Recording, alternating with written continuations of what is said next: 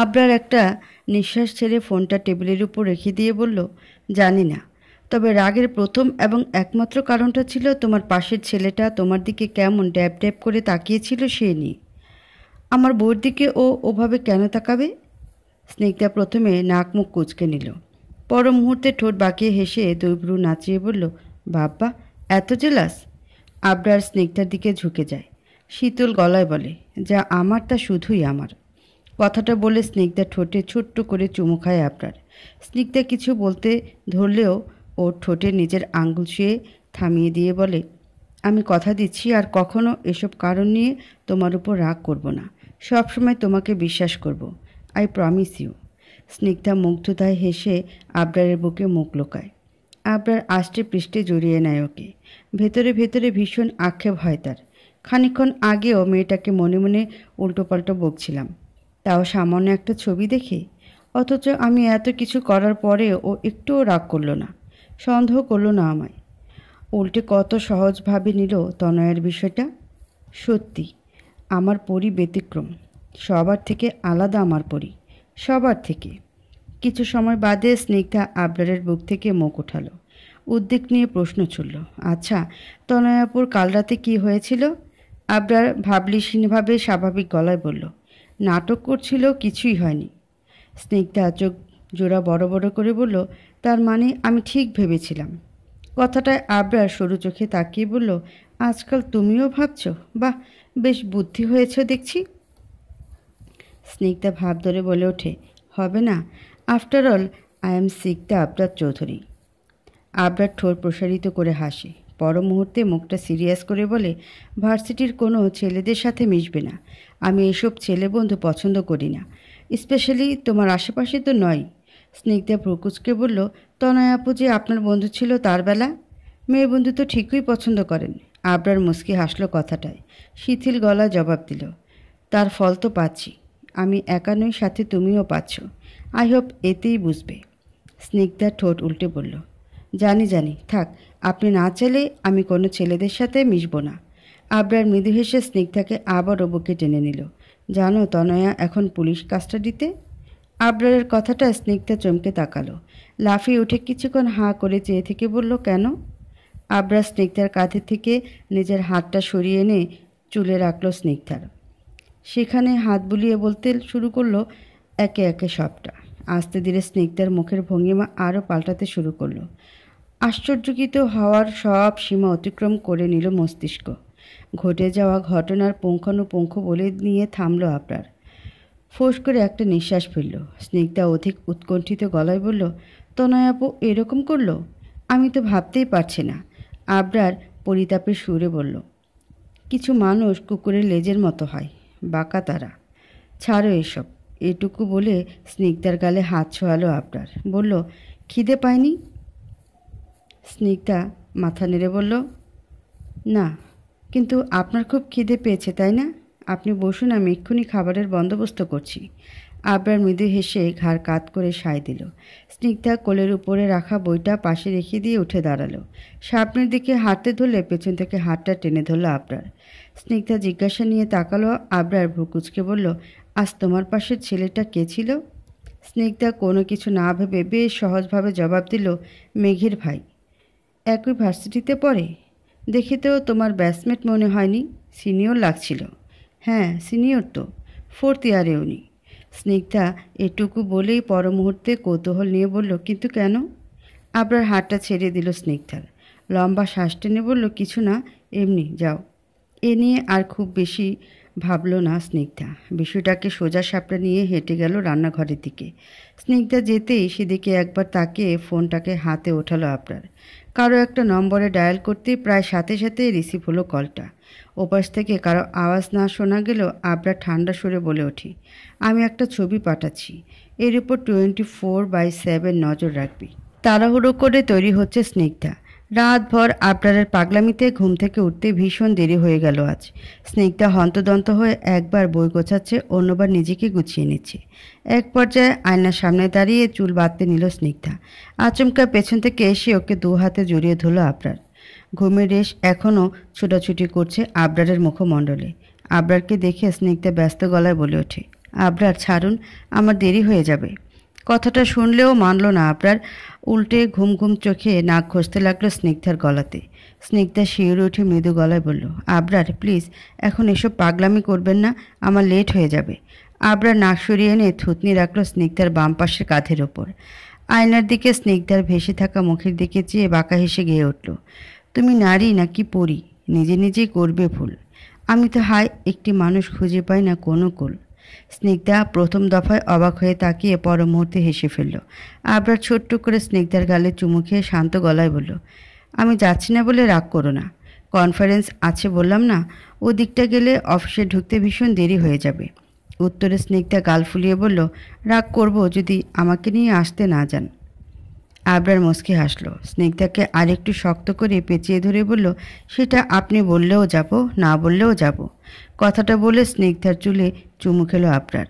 স্নিগ্ধা প্রথমে হেসে আবারও ব্যস্ততা নিয়ে বলল, এখন ছাড়ুন, তৈরি হচ্ছি।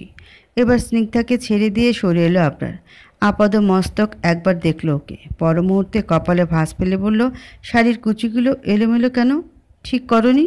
স্নিগ্ধা চুল বাঁধতে বাঁধতে বলল, না, সময় পাইনি। আবরার ছোট্ট একটা শ্বাস টেনে বসে পড়ল হাঁটু মুড়ে। স্নিগ্ধার হাতের কাজ থামিয়ে ভ্রু কুচকে নিচের দিকে তাকালো। আবরার কি করতে চাইছে বুঝে উঠল না। আবরার হাত বাড়িয়ে একে একে স্নিগ্ধার কুচিগুলো সুন্দর করে গুছিয়ে দিতে লাগলো। এতে যেন চোখ বেরিয়ে আসার উপক্রম হলো স্নিগ্ধার। অবাক চোখে দেখতে লাগলো আবরারকে। আবরার সব কিছু একেবারে ঠিকঠাক করে গুছিয়ে দিয়ে মুখ তুলে স্নিগ্ধার দিকে তাকালো। ভ্রু নাচিয়ে বলল, এখন ঠিক আছে? স্থিরভাবে চেয়ে থেকে স্নিগ্ধা হ্যাঁ বোধক মাথা নাড়ল, শুধু মুখে কোনো কথা আসছে না। আবরার উঠে দাঁড়িয়ে স্নিগ্ধার এক গালে হাত ছুঁয়ে ঠোঁট এগিয়ে চুমু খেলো ওর কপালে। পরক্ষণে সরে আসতে চাইলেও পারল না। ইতিমধ্যে স্নিগ্ধা আষ্টে পৃষ্ঠে জড়িয়ে ধরেছে ওকে। আবরার বেশি না ভেবে নিজেও হাত ঠেকিয়ে ধরল স্নিগ্ধাকে। পরক্ষণে বাঁকা হেসে বলল, এখন বুঝি দেরি হচ্ছে না? কথাটা স্নিগ্ধা মৃদু হাসল, কিন্তু মুখ তুলল না আবরারের বুক থেকে। একজন স্ত্রীর কাছে পৃথিবীর সব থেকে শান্তির জায়গায় যে তার স্বামীর প্রশস্ত বুকটা। এই মেয়ে শোনো। পেছন থেকে পুরুষালী গলার আওয়াজ পেয়ে দাঁড়িয়ে পড়ল স্নিগ্ধা। জিজ্ঞাসা নিয়ে ঘুরে তাকালো। মৃণালকে দেখে কপালের ভাঁজ মিলিয়ে স্বাভাবিক হয়ে এলো তার মুখ চোখ।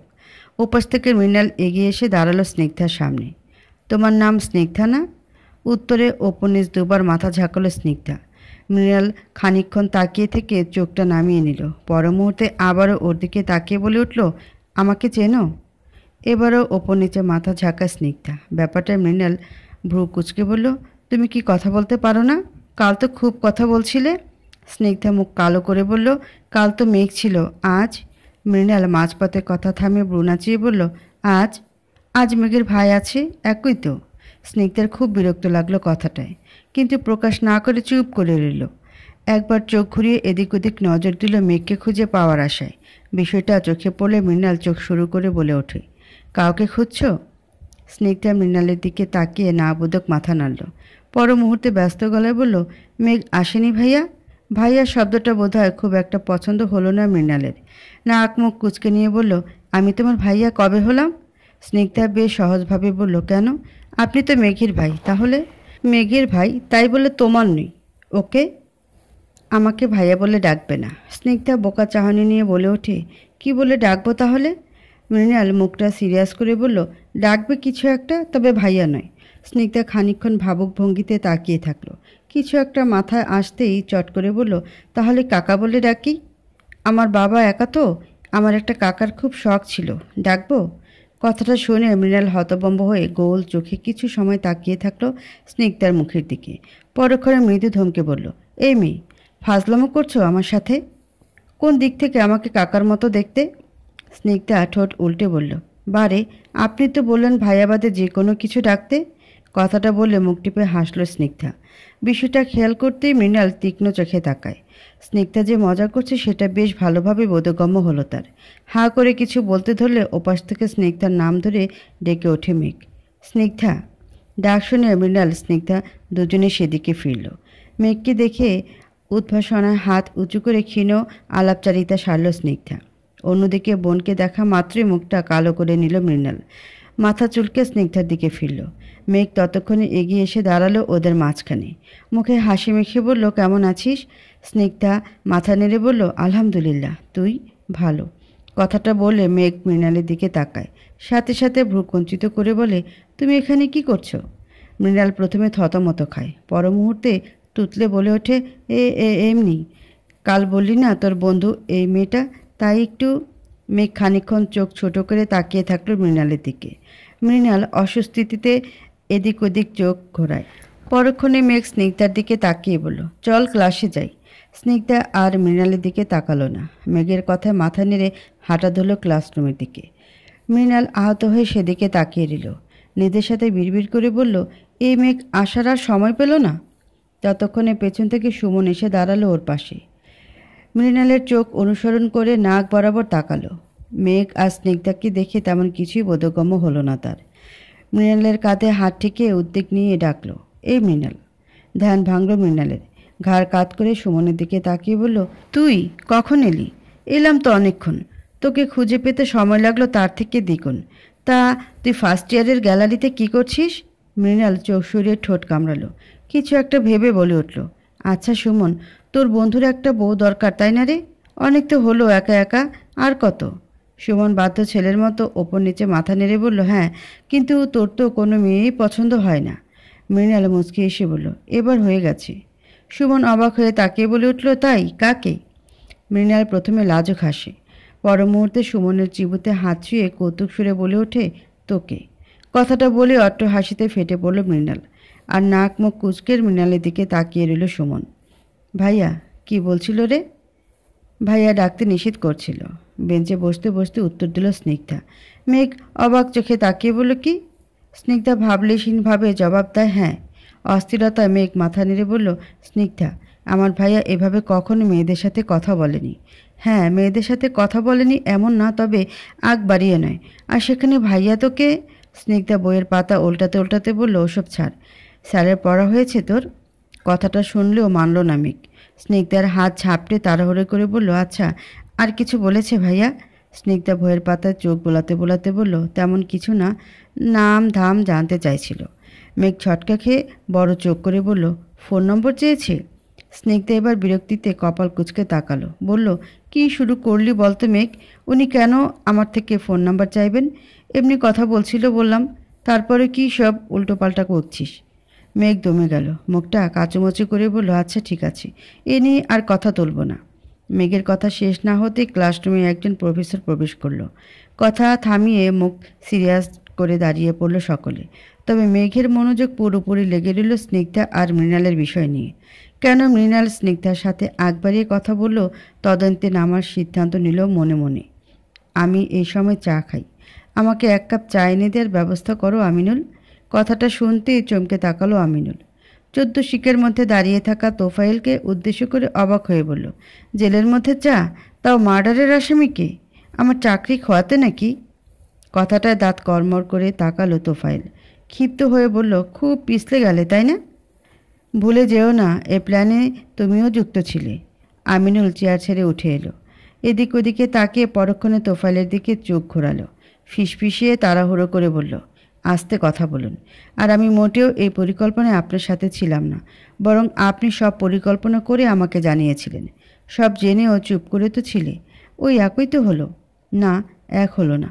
আপনি মোটেও আমাকে ফাঁসাবেন না। মোটা টাকা দিয়ে এই চাকরি পেয়েছি, এত সহজে খোয়াতে চাই না আমি।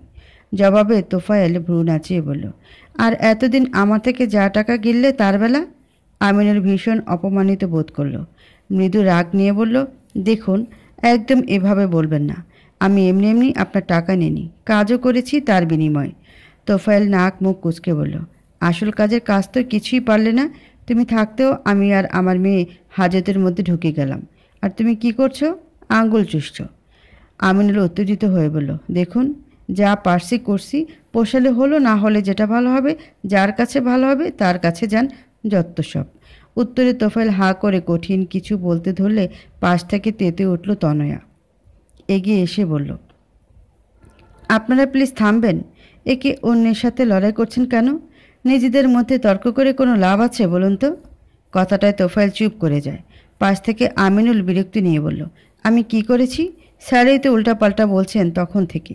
আচ্ছা ম্যাডাম, আপনি বলুন তো, এখানে কত পুলিশ কনস্টেবল, অন্যান্য আসামি, এদের সামনে কিভাবে আমি আপনার বাবাকে চা এনে দিই? তার উপরে ওই আবরার চৌধুরী আমাকে শাসিয়ে গিয়েছেন যে আমাকেও খুব তাড়াতাড়ি আপনাদের সাথে ঢোকাবে জেলের ভেতর। এখন সব জেনে বুঝে নিজের পায়ে নিজে কি করে কুড়াল মারি বলুন তো? জবাবে তনয়া উদ্বিগ্ন হয়ে বলল, আমি সবই বুঝতে পারছি অফিসার। দেখুন, অন্তত এটা ভালো হয়েছে যে সবাই একই সাথে ফেঁসে যায়নি। আপনি বাইরে আছেন। এখন আপনি বাবার সাথে তর্কে না লেগে এটা ভাবুন যে কিভাবে বাঁচাবেন আমাদের। আমার এখানে দম বন্ধ হয়ে আসছে। প্লিজ কিছু একটা করুন। আমিনুল ঠোঁট কামড়ে কিছু একটা ভাবল। তনয়ার দিকে তাকিয়ে বলে উঠল, দেখুন ম্যাডাম, চেষ্টা তো করছিই না এমন নয়, কিন্তু সাক্ষী প্রমাণ সব হাতের মুঠোয় আবরারের। তার উপরে মার্ডারের মতো ইস্যু কি করবো সেটাই ভাবছি। আপনারা ভাববেন না, সবার অগোচরে হলেও আপনাদের আরাম আয়েশের দায়িত্ব আমার। আর যত তাড়াতাড়ি পারছি আপনাদের বেলের ব্যবস্থা আমি করছি। আমিনুল আশ্বস্তি দিলেও তনয় আশ্বস্তি পেল কি না বোঝা গেল না। মুখে চিন্তার ছাপ দূর হলো না তার। বাবার পাশে দাঁড়িয়ে ভাবতে লাগলো এই মুহূর্তটা থেকে পালানোর উপযুক্ত কোনো পন্থা। আবরারের গাড়ি দেখি বসা থেকে দাঁড়িয়ে পড়ল স্নিগ্ধা। এত সময় মেঘ আসে ক্লাস আওয়ারের পর বাদাম গাছের নিচে বসে আড্ডায় মেতেছিল। স্নিগ্ধাকে দাঁড়াতে দেখে মেঘ ভ্রু কুঁচকে বলল, কি রে, কি হলো? স্নিগ্ধা ওর দিকে তাকালো না, উদ্বেগ গলায় বলল, আমাকে যেতে হবে এখন। বলতে বলতে আবরার নেমে এলো গাড়ি থেকে। সাদা রঙের কোটের মধ্যে স্কাই ব্লু রঙের শার্টটা একটু বেশি দাগ তুলেছে তার শরীরে। স্নিগ্ধা মুগ্ধ চোখে দেখল কিছুক্ষণ। মেঘ স্নিগ্ধার ব্যবহারের আগাগোড়া কিছুই বুঝল না, তবে স্নিগ্ধার চোখ অনুসরণ করে গেটের দিকে ফিরল। আবরারকে দেখা মাত্রই চোখ আটকে এলো তার। উত্তেজিত ধ্বনি নিয়ে বলল, কে রে ছেলেটা? কি হ্যান্ডসাম রে স্নিগ্ধা। সাথে সাথে কপালে ভাঁজ নিয়ে তাকালো স্নিগ্ধা। তবে মুখে কিছু বলার আগে মেঘ পুনরায় চমকে মুখ নিয়ে বলে ওঠে, এই, ও তো এদিকে আসছে রে। কথাটা স্নিগ্ধা চোখ সরিয়ে নিয়ে সামনে তাকালো। আবরার ততক্ষণ এসে দাঁড়িয়েছে ওদের সামনে। মুখ হাঁ করে তাকিয়ে আছে মেঘ। আবরার আশেপাশে না দেখে মৃদু হেসে স্নিগ্ধার দিকে তাকিয়ে বলল, ক্লাস শেষ? উত্তর না দিয়ে স্নিগ্ধা একবার মেঘের দিকে তাকালো। মেঘের মুখের অভিব্যক্তি দেখে ভীষণ ক্রোধ অনুভূত হলেও মুখে প্রকাশ করল না সে। আবরারের এক বাহুতে হাত পেঁচিয়ে ব্যস্ত গলায় বলল, চলুন। স্নিগ্ধাকে আবরারের হাত ধরতে দেখে আগের থেকে বেশি হা হয়ে আসে মেঘের মুখ। একবার স্নিগ্ধার দিকে তাকায় সে, তো অন্যবার আবরারের দিকে। স্নিগ্ধা মেঘের কৌতূহল না মিটিয়েই মুচকি হেসে বলল, আসছি মেঘ। মেঘের উত্তরের অপেক্ষা না করে আবরারের হাত ধরে হেঁটে গেল স্নিগ্ধা। দেখতে দেখতে গাড়িতে উঠে বসলো। তারপর আবরার ঘুরে এসে বসে পড়ল ড্রাইভিং সিটে। স্নিগ্ধা কিছু একটা বলার জন্য হাঁ করলো, তার আগে আবরার গম্ভীর গলায় বলে উঠল, ভার্সিটিতে শাড়ি পরে আসবে না আর। স্নিগ্ধা হতভম্ব হয়ে মুখটা বন্ধ করে নিল। আবরারের দিকে তাকিয়ে রইল অবাক চোখে। একটু আগেই তো আবরার হাসলো তার সামনে, তবে এখন মুখটা এত গোমরা হয়ে এলো কেন? কি হলো ওনার? বিরিয়ানি খেতে গিয়ে এলাচ দানা দাঁতে পড়লে অনুভূতি যেমন হয়, ঠিক তেমন মুখ করে মেঘের দিকে তাকিয়ে আছে মৃণাল। মেঘ মুখ কাচুমাচু করে ক্ষণে ক্ষণে নিচের দিকে তাকাচ্ছে, তো আবারও চোখ তুলে দেখছে মৃণালকে। মৃণাল এবার তীব্র বিরক্তি নিয়ে বলল, তোর আমার সাথে কিসের শত্রুতা রে? মেঘ মুখ তুলল, ঠোঁট উল্টে বলল, আমি কি করলাম? আমি স্নিগ্ধার সাথে কথা বলেছি। হ্যাঁ বলেছি, কিন্তু ওর সাথে প্রেম করতে কি গিয়েছিলাম? এসব মাকে বলার কি দরকার ছিল তোর? মেঘ মুখ ছোট করে বলল, মাই তো জানতে চাইল, তাই বললাম। মা তো রোজই জিজ্ঞেস করে আমায়, তুমি কি করছো ভার্সিটিতে, মারামারি করছো কি না, ঠিকঠাক ক্লাস করছো কি না। আমি তো রোজই মাকে বলি, তাহলে আজ এটা কেন বাদ যাবে বলো? মা তো তোমার দায়িত্ব আমাকে দিয়েছে, আমি সেই দায়িত্ব পালন করব না নাকি? মৃণাল বিরক্তি নিয়ে সুর দিয়ে বলল, কি কি বাধ্য মেয়ে আমার মায়ের? নিজের ব্যাপারে তো কিছুই জানাস না মাকে, সব লয়ালিটি শুধু আমার বেলায়। মেঘ কিছু বলতে নিয়েও থেমে গেল। মৃণাল এগিয়ে গিয়ে বসে পড়ল বিছানায়। দু হাতে ভর দিয়ে এগিয়ে বিছানার সাথে আদশা হয়ে বসল। বালিশের পাশ থেকে হাতে ফোন উঠিয়ে কিছু সময় তাকিয়ে রইল স্ক্রিনের দিকে। মেঘ কপাল কুঁচকে খানিকক্ষণ ভাইকে দেখল, পরক্ষণে বলল, আমি কি চলে যাব? মৃণাল স্ক্রিন থেকে মুখ না তুলেই বলল, এখনও যাসনি? মেঘ গাল ফুলিয়ে উল্টো ঘুরে হাঁটা ধরল। দরজা ছেড়ে বেরোতে ধরবে, পেছন থেকে আবারও ডেকে উঠল মৃণাল, মেঘ শোন না। মৃণালের নরম গলা শুনে কৌতূহল নিয়ে পেছনে তাকালো মেঘ। ভ্রু কুচকে বলল, কি? মৃণাল উদ্বেগ নিয়ে বলল, স্নিগ্ধা মেয়েটার কন্ট্যাক্ট নম্বর আছে তোর কাছে? কথাটা শুনতে মেঘ চোখ ছোট ছোট করে তাকালো। এরূপ দৃষ্টিতে মৃণাল থতমত খেয়ে বলল, না মানে এমনি আর কি। মেঘ মুখ ভেঙচি বলল, থাক আর বলতে হবে না, আমি সব বুঝে গেছি। মৃণাল কৌতূহল নিয়ে বলল, কি বুঝেছিস? মেঘ দু কদম এগিয়ে এসে কোমরে হাত ঠেকিয়ে বলল, আপনি যে স্নিগ্ধাকে লাইন মারতে চাইছেন সেটা বলবো মাকে? মৃণাল উদ্বেগ নিয়ে উঠে এসে বলল, না আদরের বোন আমার, এই কাজ ভুলেও করিস না। তোর কি চাই বল, বল আমায়। মেঘ ঠোঁট এলিয়ে হেসে বলল, এই তো লাইনে এসেছো, ঠিক আছে মাকে না হয় এবারের মতো বলবো না, তবে আমি যা যা চাই তাই তাই কিনে দিতে হবে কিন্তু, না হলে। মৃণাল নাক মুখ কুঁচকে নিয়ে বলল, থাক আর বলতে হবে না, বুঝতে পেরেছি, কিনে দেব, তবে আমার কিন্তু স্নিগ্ধার নম্বর চাই। মেঘ ভাব নিয়ে বলল, ফোন নম্বর কেন? চাইলে তোমার লাইনটাও পাকাপোক্ত করে দেবো একবারে, তুমি শুধু আমার কথা রাখো, বাকিটা আমি দেখছি। মৃণাল নিশ্চিন্তে একটা নিঃশ্বাস নিল। পর মুহূর্তে ঈষৎ সন্দেহে ভ্রুকুচকে বলল, তোকে তারা হবে তো? মেঘ মুখ ফুলিয়ে বলে ওঠে, দেখো ভাইয়া, আমাকে এতটাও গাধা ভাবতে যেও না, আমি তো একটা মেয়ে নাকি, আমি বেশ ভালো করেই জানি মেয়েদের মন কি কি করলে পাওয়া যায়। মৃণাল দুই ভ্রু নাচিয়ে বলল, তাই? তা কি করে পাওয়া যায় শুনি? মেঘ অধৈর্য হয়ে এলো, বলল, তোমার যদি আমার উপর ভরসা না থাকে তবে ঠিক আছে, আমি পারবো না। চাই না তোমার শপিং, নিজের কাজ নিজে করে নাও, যাও। মেঘ মুখ কালো করে হাঁটা ধরলে ব্যস্ত হয়ে হাত টেনে ধরল মৃণাল। উদ্বিগ্ন গলায় বলে উঠল, এই না না, লক্ষ্মী বোন আমার, রাগ করে না, আমি কি সেসব বলেছি নাকি? আমি তো শুধু জিজ্ঞেস করছিলাম। মেঘ ঠোঁট উল্টে বলল, তাহলে ঠিক আছে। প্রত্যুত্তরে মৃণাল বিরক্ত হলেও জোরপূর্বক মেঘের সামনে ঠোঁট প্রসারিত করল। হুট করে মেঘের মাথায় এলো আজকে স্নিগ্ধার আবরারের হাত ধরা দৃশ্যটা। তাৎক্ষণিক মৃণালের দিকে জিজ্ঞাসু চোখে তাকিয়ে বলল, কিন্তু ভাইয়া, স্নিগ্ধার যদি কোনো বয়ফ্রেন্ড থাকে? কথাটা বেশ যুক্তিযুক্ত মনে হলো মৃণালের। হাওয়ায় উড়িয়ে দিতে পারল না সে। উত্তরে খানিকক্ষণ চুপ করে থাকলো। পর মুহূর্তে গলায় দৃঢ়তা এনে বলল, গোল দেব আর গোলকিপার থাকবে না, তা হয় নাকি? তবে স্নিগ্ধাকে দেখে তো মনে হলো না ওর এসবে আগ্রহ আছে, সাদামাটা মেয়েই তো মনে হলো। মেঘ চিন্তিতভাবে সায়মূলক মাথা নাড়ল। নিজে নিজে ভাবল, হতেও পারে। তাছাড়া স্নিগ্ধার মতো সাদাসিধে মেয়ের সাথে ওরকম একটা গুড লুকিং আর বড়লোক ছেলের প্রেম ঘটিত কোনো সংযোগ থাকবে বলেও মনে হয় না। ওরকম একটা হ্যান্ডসাম ছেলেকে তো শুধু আমার সাথেই মানায়। কথাটা ভেবে এক মুহূর্তের জন্যে আবরারের হাত পেঁচিয়ে হাঁটার দৃশ্যটা ভাবল মেঘ। সাথে সাথে ঠোঁটে লাজুক হাসি এনে উঠল তার। মুখের হাসি দেখে ভ্রু কুচকাল মৃণাল। ভূতের মতো হাসছিস কেন? মেঘ থতমত খেয়ে মুখ বন্ধ করে নিল। সিরিয়াস হয়ে বলল, কিছু না। ঠিক আছে তাহলে, ওই কথাই রইল। ডিল ইজ ফাইনাল, ওকে? মৃণাল উত্তেজনা নিয়ে বলল, ওকে। আপনার কি হয়েছে বলুন না, আমি কি কিছু করেছি? স্নিগ্ধার কথায় আবরার ভ্রুক্ষেপ না দেখিয়ে একইভাবে ড্রাইভ করতে থাকে। মুখটা চূড়ান্ত পর্যায়ে গম্ভীর তার। স্নিগ্ধা অসহায় চোখে কিছুক্ষণ তাকিয়ে থাকলো আবরারের দিকে। আবরার একবার দেখছেও না তাকে। প্রত্যেকবারের মতো আহত হয়ে এবার ঘাড় ফিরিয়ে বাইরের দিকে চোখ ঘোরালো স্নিগ্ধা।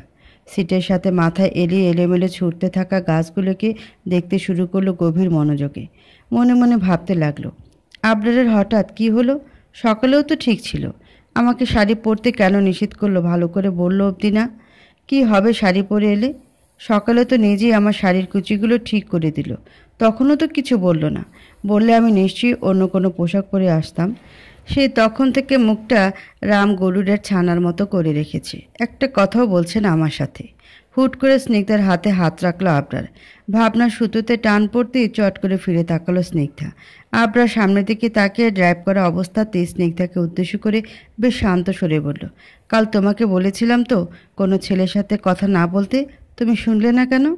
কথাটা শুনতে এতক্ষণ পর স্নিগ্ধার বোধগম্য হলো আবরারের গুমোট মুখশ্রীর মানে। ব্যস্ত হয়ে ঘুরে বসলো আবরারের দিকে। উদ্বেগ নিয়ে বলল, আমি যেচে কথা বলিনি তো, উনি ডেকেছিলেন আমায়। ডাকলেই তুমি যাবে? স্নিগ্ধা মুখ কালো করে বলল, ওটা মেঘের ভাই ছিল, তাই জন্যেই। এটুকু বলে থামল স্নিগ্ধা। পর মুহূর্তে চোখ ছোট করে বলল, কিন্তু এসব আপনি কি করে জানলেন? এখনও আবরার তাকালো না স্নিগ্ধার দিকে। সোজা তাকিয়ে থেকে বলল, বউয়ের খোঁজ খবর রাখবো না, তা আবার হয় নাকি? স্নিগ্ধা সরু চোখ করে বলল, আপনি কি আমার পিছনে গোয়েন্দা লাগিয়েছেন?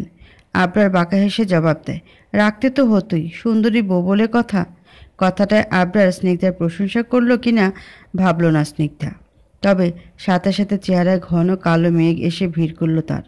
মলিন হয়ে এলো মুখমণ্ডল। আবরার তাকে একটুও বিশ্বাস করে না যে তাকে যাচাই করতে গোয়েন্দা রাখতে হলো শেষমেশ। স্নিগ্ধার দিক থেকে সারা শব্দ না পেয়ে ঘাড় কাত করে তাকালো আবরার। বউ নাচিয়ে বলল, চুপ কেন? উত্তরে স্নিগ্ধা ছোট্ট করে নিঃশ্বাস ফেলে ক্ষীণ হেসে বলল, কিছু না, একটু তাড়াতাড়ি চলুন। আবরার কপাল কুঁচকে বলল, কেন, শরীর খারাপ লাগছে? স্নিগ্ধা নাবোধক মাথা নাড়ল দুদিকে, যার অর্থ লাগছে না। কিন্তু উত্তর পেয়েও আবরার ক্ষান্ত হলো না। এক হাত বাড়িয়ে স্নিগ্ধার কপাল ঠেকিয়ে ধৈর্যহীন গলায় বলে উঠল, মাথা ব্যথা করছে পরি? মাথা ঘুরছে? বমি পাচ্ছে? স্নিগ্ধা কোনো উত্তর না দিয়ে চুপ করে রইল। আবরার ব্যস্ত হয়ে হাত দিয়ে স্নিগ্ধাকে টেনে আনলো নিজের দিকে। স্নিগ্ধার মাথাটা এক হাত দিয়ে বুকের সাথে চেপে ধরে নরম গলায় বলল, চোখ বন্ধ করে রাখো, একটু ভালো লাগবে। সামনে কোনো স্টল পেলে মেডিসিন এনে দেব। স্নিগ্ধা খানিকক্ষণ আবরারের মুখের দিকে নির্বিকার ভঙ্গিতে তাকিয়ে থাকলো। চোখ বন্ধ করে আবরারের বুকে মাথা রাখলো ঠিকই, কিন্তু ভেতরটা ভীষণ অস্থিরতায় মেতে উঠল তার।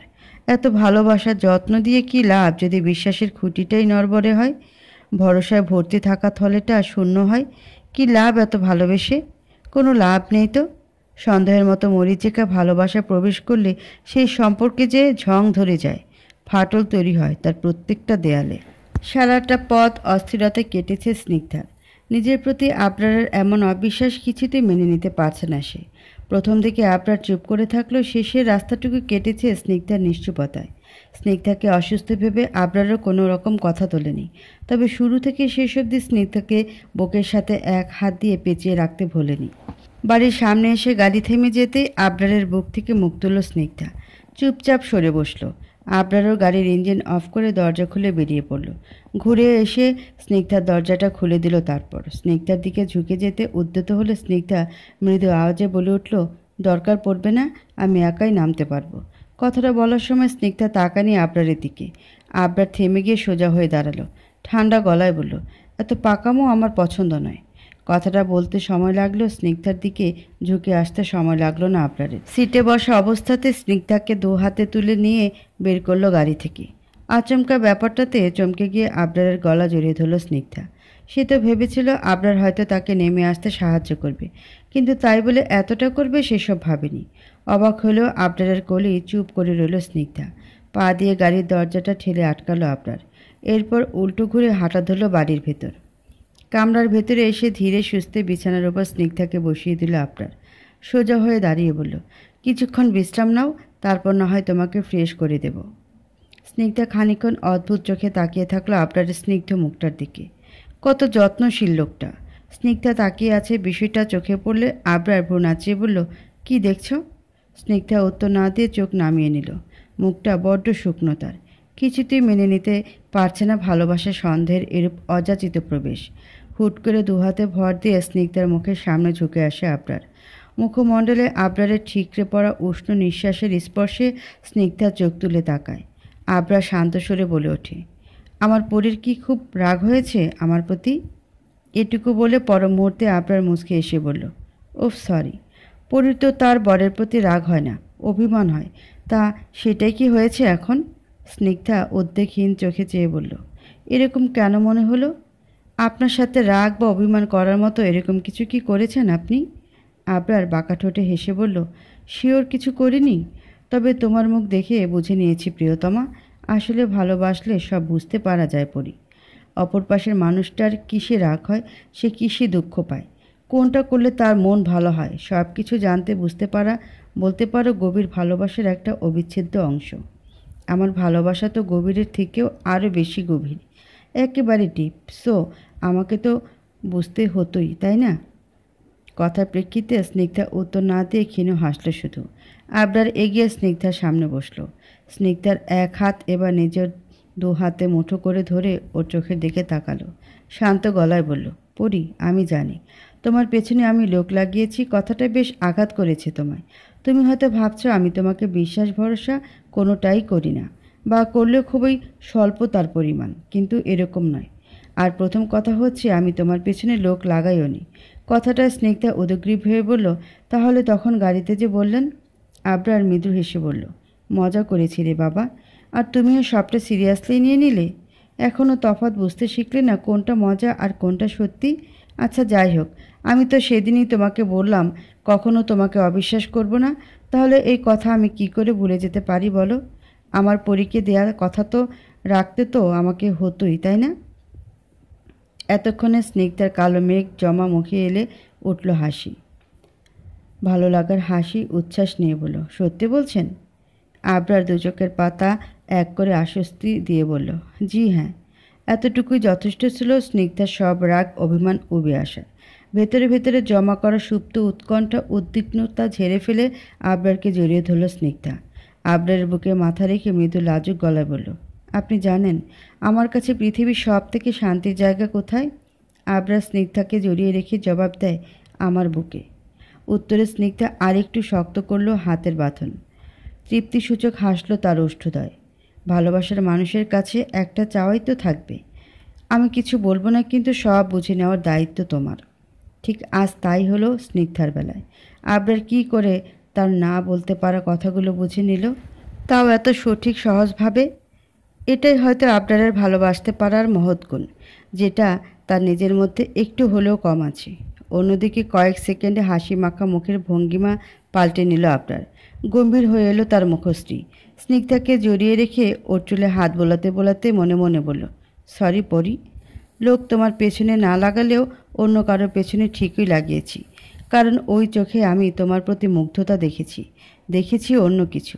আর প্রশ্ন যেখানে আমার ভালোবাসার, কোনো রিস্ক আমি নেব না সেখানে। কিন্তু তোমাকে এ ব্যাপারে আমি বলতেও পারবো না কিছু।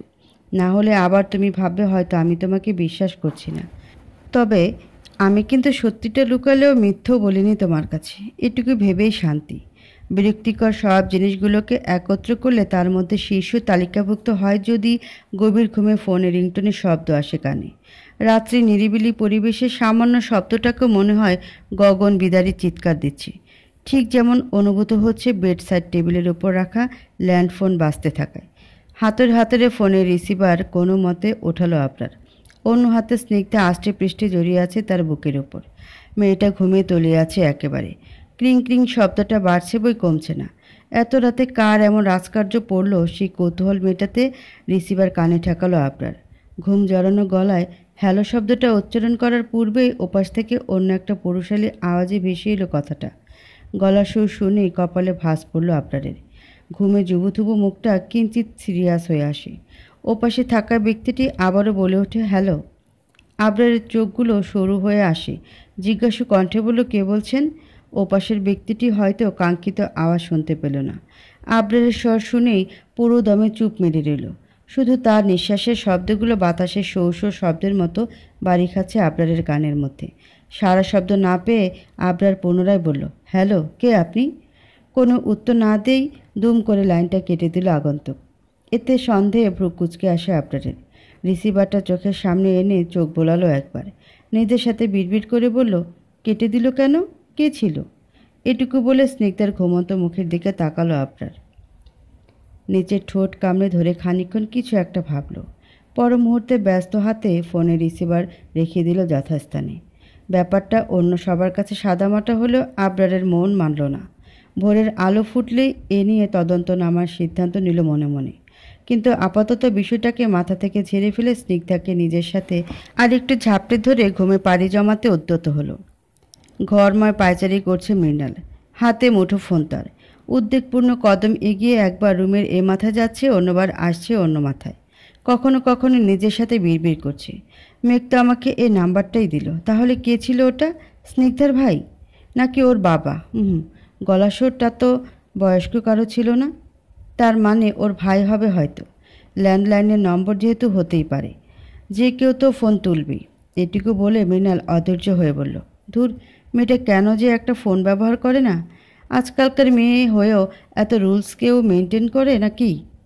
আজ যদি ওর নিজের একটা ফোন থাকতো কি সুন্দর ওর আওয়াজটা এখন মন ভরে শুনে নিতে পারতাম।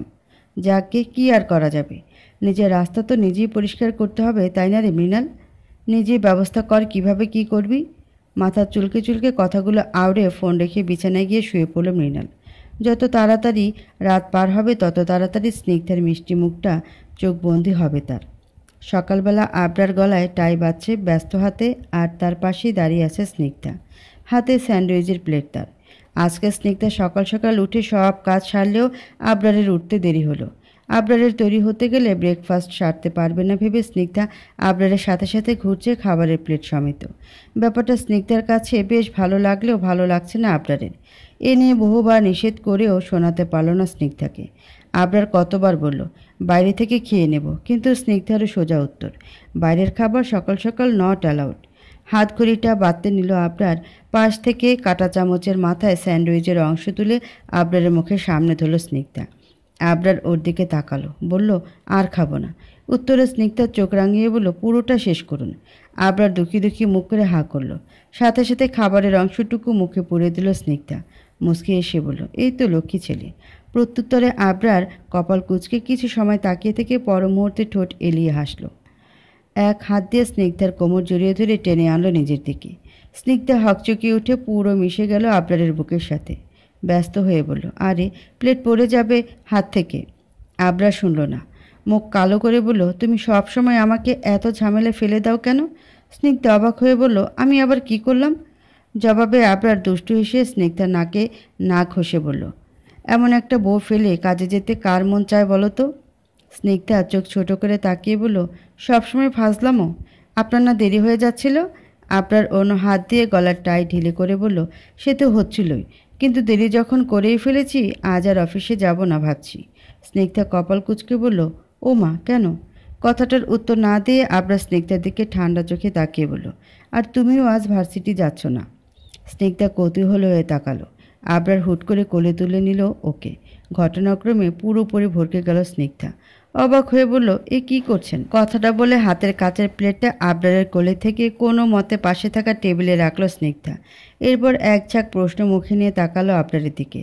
আবরার স্নিগ্ধার দিকে তাকিয়ে বাঁকা হেসে গেয়ে উঠল এখন তো সময় ভালোবাসার, এই দুটি হৃদয় কাছে আসার। তুমি যে একা আমিও যে একা, লাগে যে ভালো ও প্রিয়। কাল ভার্সিটি এলি না যে? কত অপেক্ষা করলাম। কথাটা বেশ মুখ কালো করে বলল মেঘ। স্নিগ্ধা ওর দিকে তাকিয়ে ঠোঁট এলিয়ে হেসে বলল কাল একটু সমস্যা পড়ে গেছিলাম তাই আর। কিন্তু তুই কেন এ নিয়ে এত মন খারাপ করছিস বোকা মেয়ে? মেঘ কিছু বলল না, মনে মনে বলল অপেক্ষা তো আমার থেকেও ভাইয়া বেশি করেছিল। সে কি অস্থিরতা তার, তাই জন্যেই না। আচ্ছা স্নিগ্ধাকে সেদিনে সেই হ্যান্ডসাম ছেলেটার ব্যাপারে জিজ্ঞেস করব? ওর কে হয় ওটা জানতে চাইব? না থাক, স্নিগ্ধা উল্টোপাল্টা ভেবে বসে যদি, তার থেকে বরং ভাইয়া যে কাজ দিয়েছে সেটাই করি। মেঘের ভাবুক মুখ দেখে ভ্রুকুচকে ওর হাতে মৃদু ধাক্কা দিল স্নিগ্ধা। কী রে কী হলো? মেঘ ধ্যান ভেঙে থতমত খেয়ে তাকালো। নিজেকে সামলে মৃদু হেসে বলল না কিছু না। আচ্ছা তোর নিজের ফোন নেই? স্নিগ্ধা দুদিকে মাথা নেড়ে বলল হুম। কেন? এমনি। কথাটা শুনে উত্তর না দিয়ে ব্যাগে হাত ঢুকালো মেঘ। কয়েক সেকেন্ড বাদে র্যাপিং করা কিছু একটা বের করে স্নিগ্ধার সামনে ধরল। স্নিগ্ধা ভ্রুকুচকে বলল এটা কি? মেঘ একগাল হাসলো, বলল এটা তোর জন্যে আমার তরফ থেকে একটা ছোট্ট উপহার, নে ধর। স্নিগ্ধা খানিকক্ষণ সেদিকে তাকিয়ে থেকে বলল কি আছে এতে? মেঘ ব্যস্ত গলা জবাব দেয় আগে ধরবি তো? কথা না বাড়িয়ে বক্সটাকে মেঘের হাত থেকে হাতে নিল স্নিগ্ধা। কৌতূহলে মুখমণ্ডল লাগামিনছে উঠেছে একেবারে। বক্সটাকে কিছু সময় হাতে নেড়ে চেড়ে দেখল, পর মুহূর্তে মেঘের দিকে তাকিয়ে মিষ্টি করে হেসে বলল থ্যাংক ইউ মেঘ। জবাবে মেঘও হাসল, মুচকি হাসি। এক হাতে স্নিগ্ধাকে মৃদু জড়িয়ে ধরে বলল তোর আমার বন্ধুত্বের কাছে এটা কোনো ব্যাপারই না। স্নিগ্ধা হালকা হেসে আবারও হাতের বক্সটার দিকে তাকায়। দূর থেকে মৃণাল তৃপ্তিসূচক হাসে। এত ইজিলি তার পরিকল্পনা পূরণে প্রশান্ত হয়ে আসে বুকটা। এখন থেকে স্নিগ্ধার আওয়াজে ঘুম আসবে তার, ভাবতেই আনন্দ। গেট থেকে বের হতে ধরতেই স্নিগ্ধার সামনে এসে দাঁড়ালো মৃণাল। আচমকা ব্যাপারে হতভম্ব হয়ে উঠল স্নিগ্ধা। কিঞ্চিত বিস্ময় নিয়ে বলল এভাবে সামনে দাঁড়ালেন কেন? মৃণাল থতমত খেয়ে গেল স্নিগ্ধার এমন সোজাসাপটা প্রশ্নে। লজ্জা পেয়ে মাথা নামিয়ে নিয়ে বলল না মানে আসলে। স্নিগ্ধা ভ্রুকুচকে তাকিয়ে থেকে অন্যদিকে তাকায়। আবরারের কথা অনুযায়ী কোনো ছেলের সাথেই মিশবে না এমন সিদ্ধান্ত তার, কিন্তু এই মৃণাল ছেলেটাকে বড্ড বেশি গায়ে পড়া মনে হয়। মাত্র কদিনেই মনে হচ্ছে তাকে ফলো করছে কিংবা নানান বাহানায় যেচে আসছে কথা বলতে, কিন্তু কেন? অন্যদিকে মৃণাল চোখ তুলে তাকালো স্নিগ্ধার দিকে। চোখে মুখে স্নিগ্ধার প্রতি মুগ্ধতা তার ঠিকরে পড়ছে। মেয়েটার মুখে অন্যরকম জাদু, যা আষ্টে পৃষ্ঠে জড়িয়ে ধরে তাকে মোহে ফেলে দেয়, অন্য রকম মোহে। মৃণালকে চুপ করে থাকতে দেখে স্নিগ্ধা বিরক্তিতে ভ্রু কুঁচকে বলল, আপনি কি কিছু বলবেন? মৃণাল দুদিকে মাথা নেড়ে বোঝালো না। স্নিগ্ধা ব্যস্ত গলায় বলে ওঠে, তাহলে সরুন সামনে থেকে, আমার তাড়া আছে। বাধ্য ছেলের মতো মৃণাল একপাশে সরে দাঁড়ায়। কোনো কিছু না বলে স্নিগ্ধা হাঁটতে নিলে পেছন থেকে ডেকে উঠল আবারও, শোনো। কপালে গাঢ় বাজ নিয়ে পিছু ফিরল স্নিগ্ধা। বলল, বলুন। মৃণাল মাথার পেছন দিকে চুলকে মৃদু সরে বলল, শাড়ি পরলে তোমাকে বেশ লাগে, শাড়ি পরে আসবে, আমার অনুরোধ এটা। কথাটা স্নিগ্ধা অবাক হয়ে এলো। চোখগুলো সরু করে নিয়ে কঠিন কিছু বলতে যাবে তার আগেই ওপাশ থেকে একটা মুচকি হাসি এসে চলে গেল মৃণাল। স্নিগ্ধার কোনো উত্তরের অপেক্ষাও করল না। স্নিগ্ধার কথাটা রাগ হয়, মনে হয় হয়তো এই কারণগুলো ভেবে আবরার তাকে শাড়ি পরে ভার্সিটি আসতে নিষেধ করেছে। বেশ করেছে, অন্তত আবরার সবসময় তার ভালো তো চাইবেই। বাবা মায়ের পরে পৃথিবীতে আবরারের মতো কেউ এরকমটা চাইবে না, কখনোই না। আবরারের কথা মনে হতে হুট করে স্নিগ্ধার মাথায় আসে তনয়ার কথা। নিজের সাথে বিড়বিড় করে বলে, আচ্ছা তনয়াপুর এখন কি খবর? উনি কি এখন আবরারের ভাবনা চিন্তা বাদ দিয়ে নিজেকে শুধরে নিতে চাইছেন? হতেও পারে। মানুষ কতদিন আর নিজেকে খারাপ রাখতে চাইবে? একটা সময় তার ভেতরে লুকিয়ে থাকা ভালো মানুষটা তো উকি দেবেই, তাই না? স্নিগ্ধার ভাবনার ঘোর কাটল পেছন থেকে উৎকট শব্দে ভেসে আসা গাড়ির হর্নের শব্দে। হকচকিয়ে পেছনে তাকালো সে। আবরারের গাড়ি দেখে চিন্তিত মুখে একগাল হাসি ফুটে উঠল। দ্রুত পা ফেলে এগিয়ে গেল গাড়ির দিকে। স্নিগ্ধাকে আসতে দেখে বরাবরের মতো বেরিয়ে এসে গাড়ির দরজাটা খুলে দিল আবরার। মৃদু ঠোঁট এলিয়ে বলল, ক্লাস কেমন হলো? স্নিগ্ধা মাথা নাড়ল, ভালো। আবরার গাড়ির সিট ইশারা করে বলল, ওঠো। স্নিগ্ধা উঠে বসল। গাড়ির দরজা ঠেলে আটকে দিয়ে ঘুরে এসে বসল আবরার। গাড়ি চালু করে এক পর্যায়ে ভার্সিটির গেট থেকে অস্তিত্ব মিলিয়ে এলো তাদের। কিন্তু তবুও চোখ সরালো না মৃণাল। একভাবে চোখ ছোট ছোট করে তাকিয়ে রইল আবরার আর স্নিগ্ধার গাড়িটা যাওয়ার দিকে। নিজের সাথে বিড়বিড় করে বলে ওঠে, লোকটা কে হতে পারে স্নিগ্ধার? কতবার বললাম আবরারের ভাবনা ঝেড়ে ফেল, ভুলে যাও ওকে, কিন্তু শুনলি না আমার কথা। কি অবস্থা করেছিস নিজে দেখেছিস?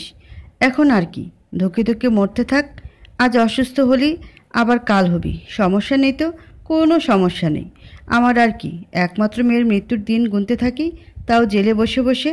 ক্ষিপ্ত গলা এক নাগারে কথাগুলো আউড়ে থামল তোফায়েল। পাশে ক্লান্ত মুখ চোখ করে বসে আছে তনয়া।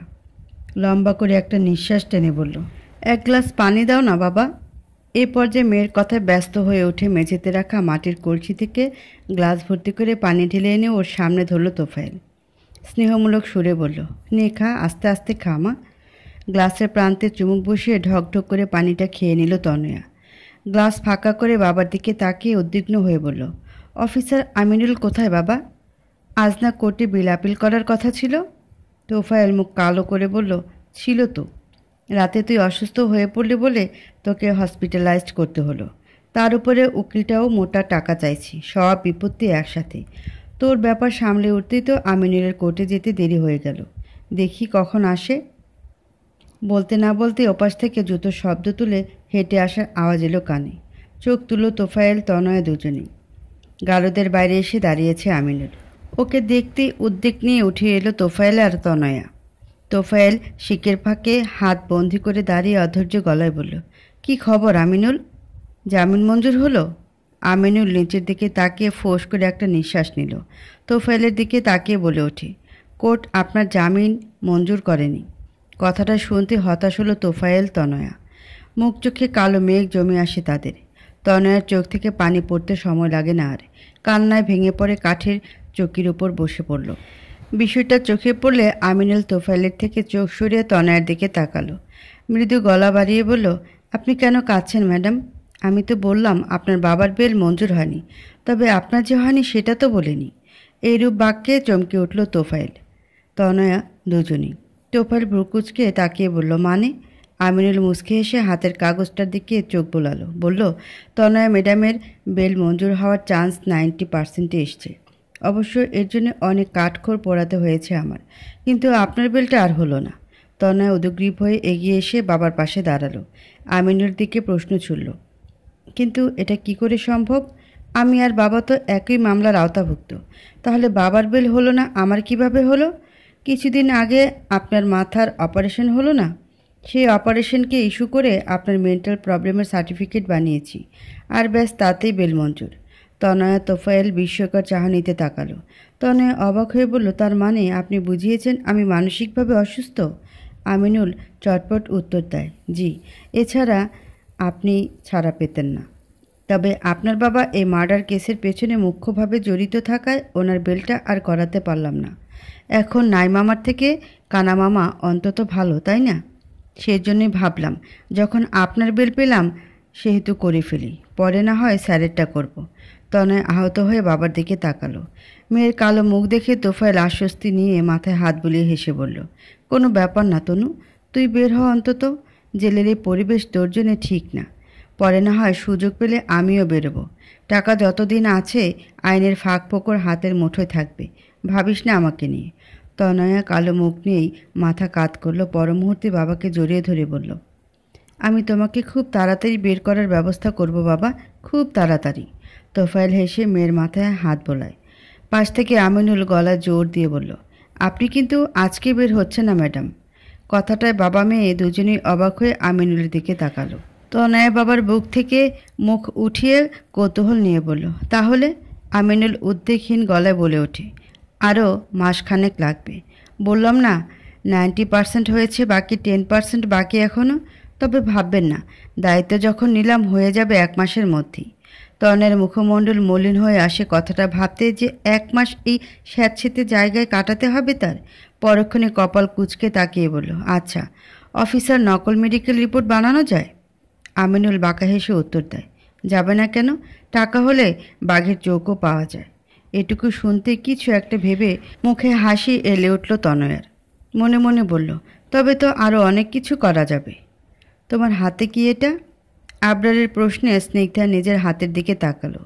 রঙিন পেপার মোড়ানো বাক্সটার দিকে চোখ বুলিয়ে হেসে বলল, মেঘ দিয়েছে উপহার, তবে কি আছে জানি না। আবরার সামনের দিকে চোখ নিয়ে মৃদু হেসে বলল, বাহ, আচ্ছা, সেদিন যে মেয়েটাকে দেখেছিলাম তোমার পাশে ওইটাই মেঘ ছিল, তাই না?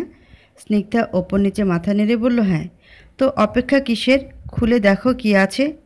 আমি একটু দেখি না হয়।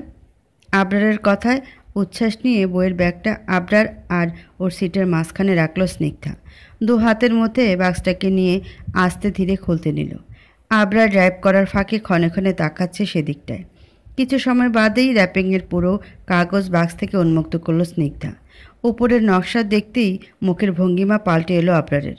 স্নিগ্ধা উল্টে পাল্টে দেখে বলল, এটা আবার কি? এতে কি থাকতে পারে? কথাটা বলে জিজ্ঞাসু দৃষ্টিতে আবরারের মুখের দিকে তাকালো স্নিগ্ধা। আবরার শক্ত মুখে চোখ সরিয়ে নিয়ে গম্ভীর গলায় বলে ওঠে, মোবাইল ফোন। আবরারের কথা অনুযায়ী স্নিগ্ধার মুখ চোখ আকাশচুম্বী গোল গোল আকার ধারণ করলো। উদ্বেগ নিয়ে বলল, মোবাইল ফোন? আবরার সামনের দিকে তাকিয়ে থেকে জবাব দেয়, কিন্তু আমি মোবাইল দিয়ে কি করব? মেঘ আমাকে কেন দিল এটা? জানি না, কোনো কারণ তো নিশ্চয়ই আছে, তাই না? গম্ভীর গলায় কথাটা বলে স্নিগ্ধার দিকে তাকায় আবরার।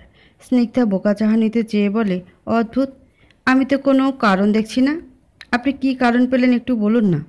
আবরার বাঁকা হাসল স্নিগ্ধার সরলতায়। মেয়েটা এতটাই সরল যে কোনো কিছুই তলিয়ে ভাবে না। সেদিন রাতে ল্যান্ডফোনে কল আসা নম্বর চেক করেছে আবরার। নাম মোতাবেক মৃণাল মাহবুব লেখা ছিল, সেহেতু মৃণালের নম্বরই ছিল সেটা। মৃণাল অত রাতে কল করেছে কাকে চাইতে সেটা না বোঝার মতো বোকা সে নয়। কিন্তু এ নিয়ে কোনো বাড়াবাড়ি করতে চাইছে না আবরার। দেখা যাক না কোথাকার জল কত দূর ছড়ায়। আবরারের ভাবনার মাঝেই খট করে একটা আওয়াজ হলো। জিজ্ঞাসু মুখ নিয়ে সেদিকে তাকালো আবরার। স্নিগ্ধা গাড়ির অ্যাটাচ ডেস্ক খুলে তার মধ্যে হাতে থাকা ফোনটা রেখে দিল। এরপর আগের মতোই আটকে দিল সেটা। বিষয়টা দেখতেই অবাক হওয়ার পাশাপাশি কৌতূহল জেগে ধরল আবরারকে। ভ্রু কুঁচকে স্নিগ্ধার দিকে চেয়ে বলল, এখানে রাখলে যে? স্নিগ্ধা সোজা হয়ে বসল। রীতিমতো সিটের সাথে মাথা এলিয়ে উদ্বেগহীন গলায় বলে উঠল, রেখে দিলাম তার 2টো কারণ। 1, এটার কোনো প্রয়োজন আমার নেই, আর 2, কাল এটা মেঘকে ফিরিয়ে দেব। বিস্ময়ে গাঢ় হয়ে এলো আবরারের। তাৎক্ষণিক ব্রেক কষল গাড়িতে। আকস্মিক ব্যাপারটায় সামনের দিকে ঝুঁকে পড়ল স্নিগ্ধা। নিজেকে সামলে আবরারের দিকে ভ্রু কুঁচকে তাকিয়ে বলে উঠল, কি হলো, গাড়ি থামালেন যে? স্নিগ্ধার কথার জবাব দিল না আবরার।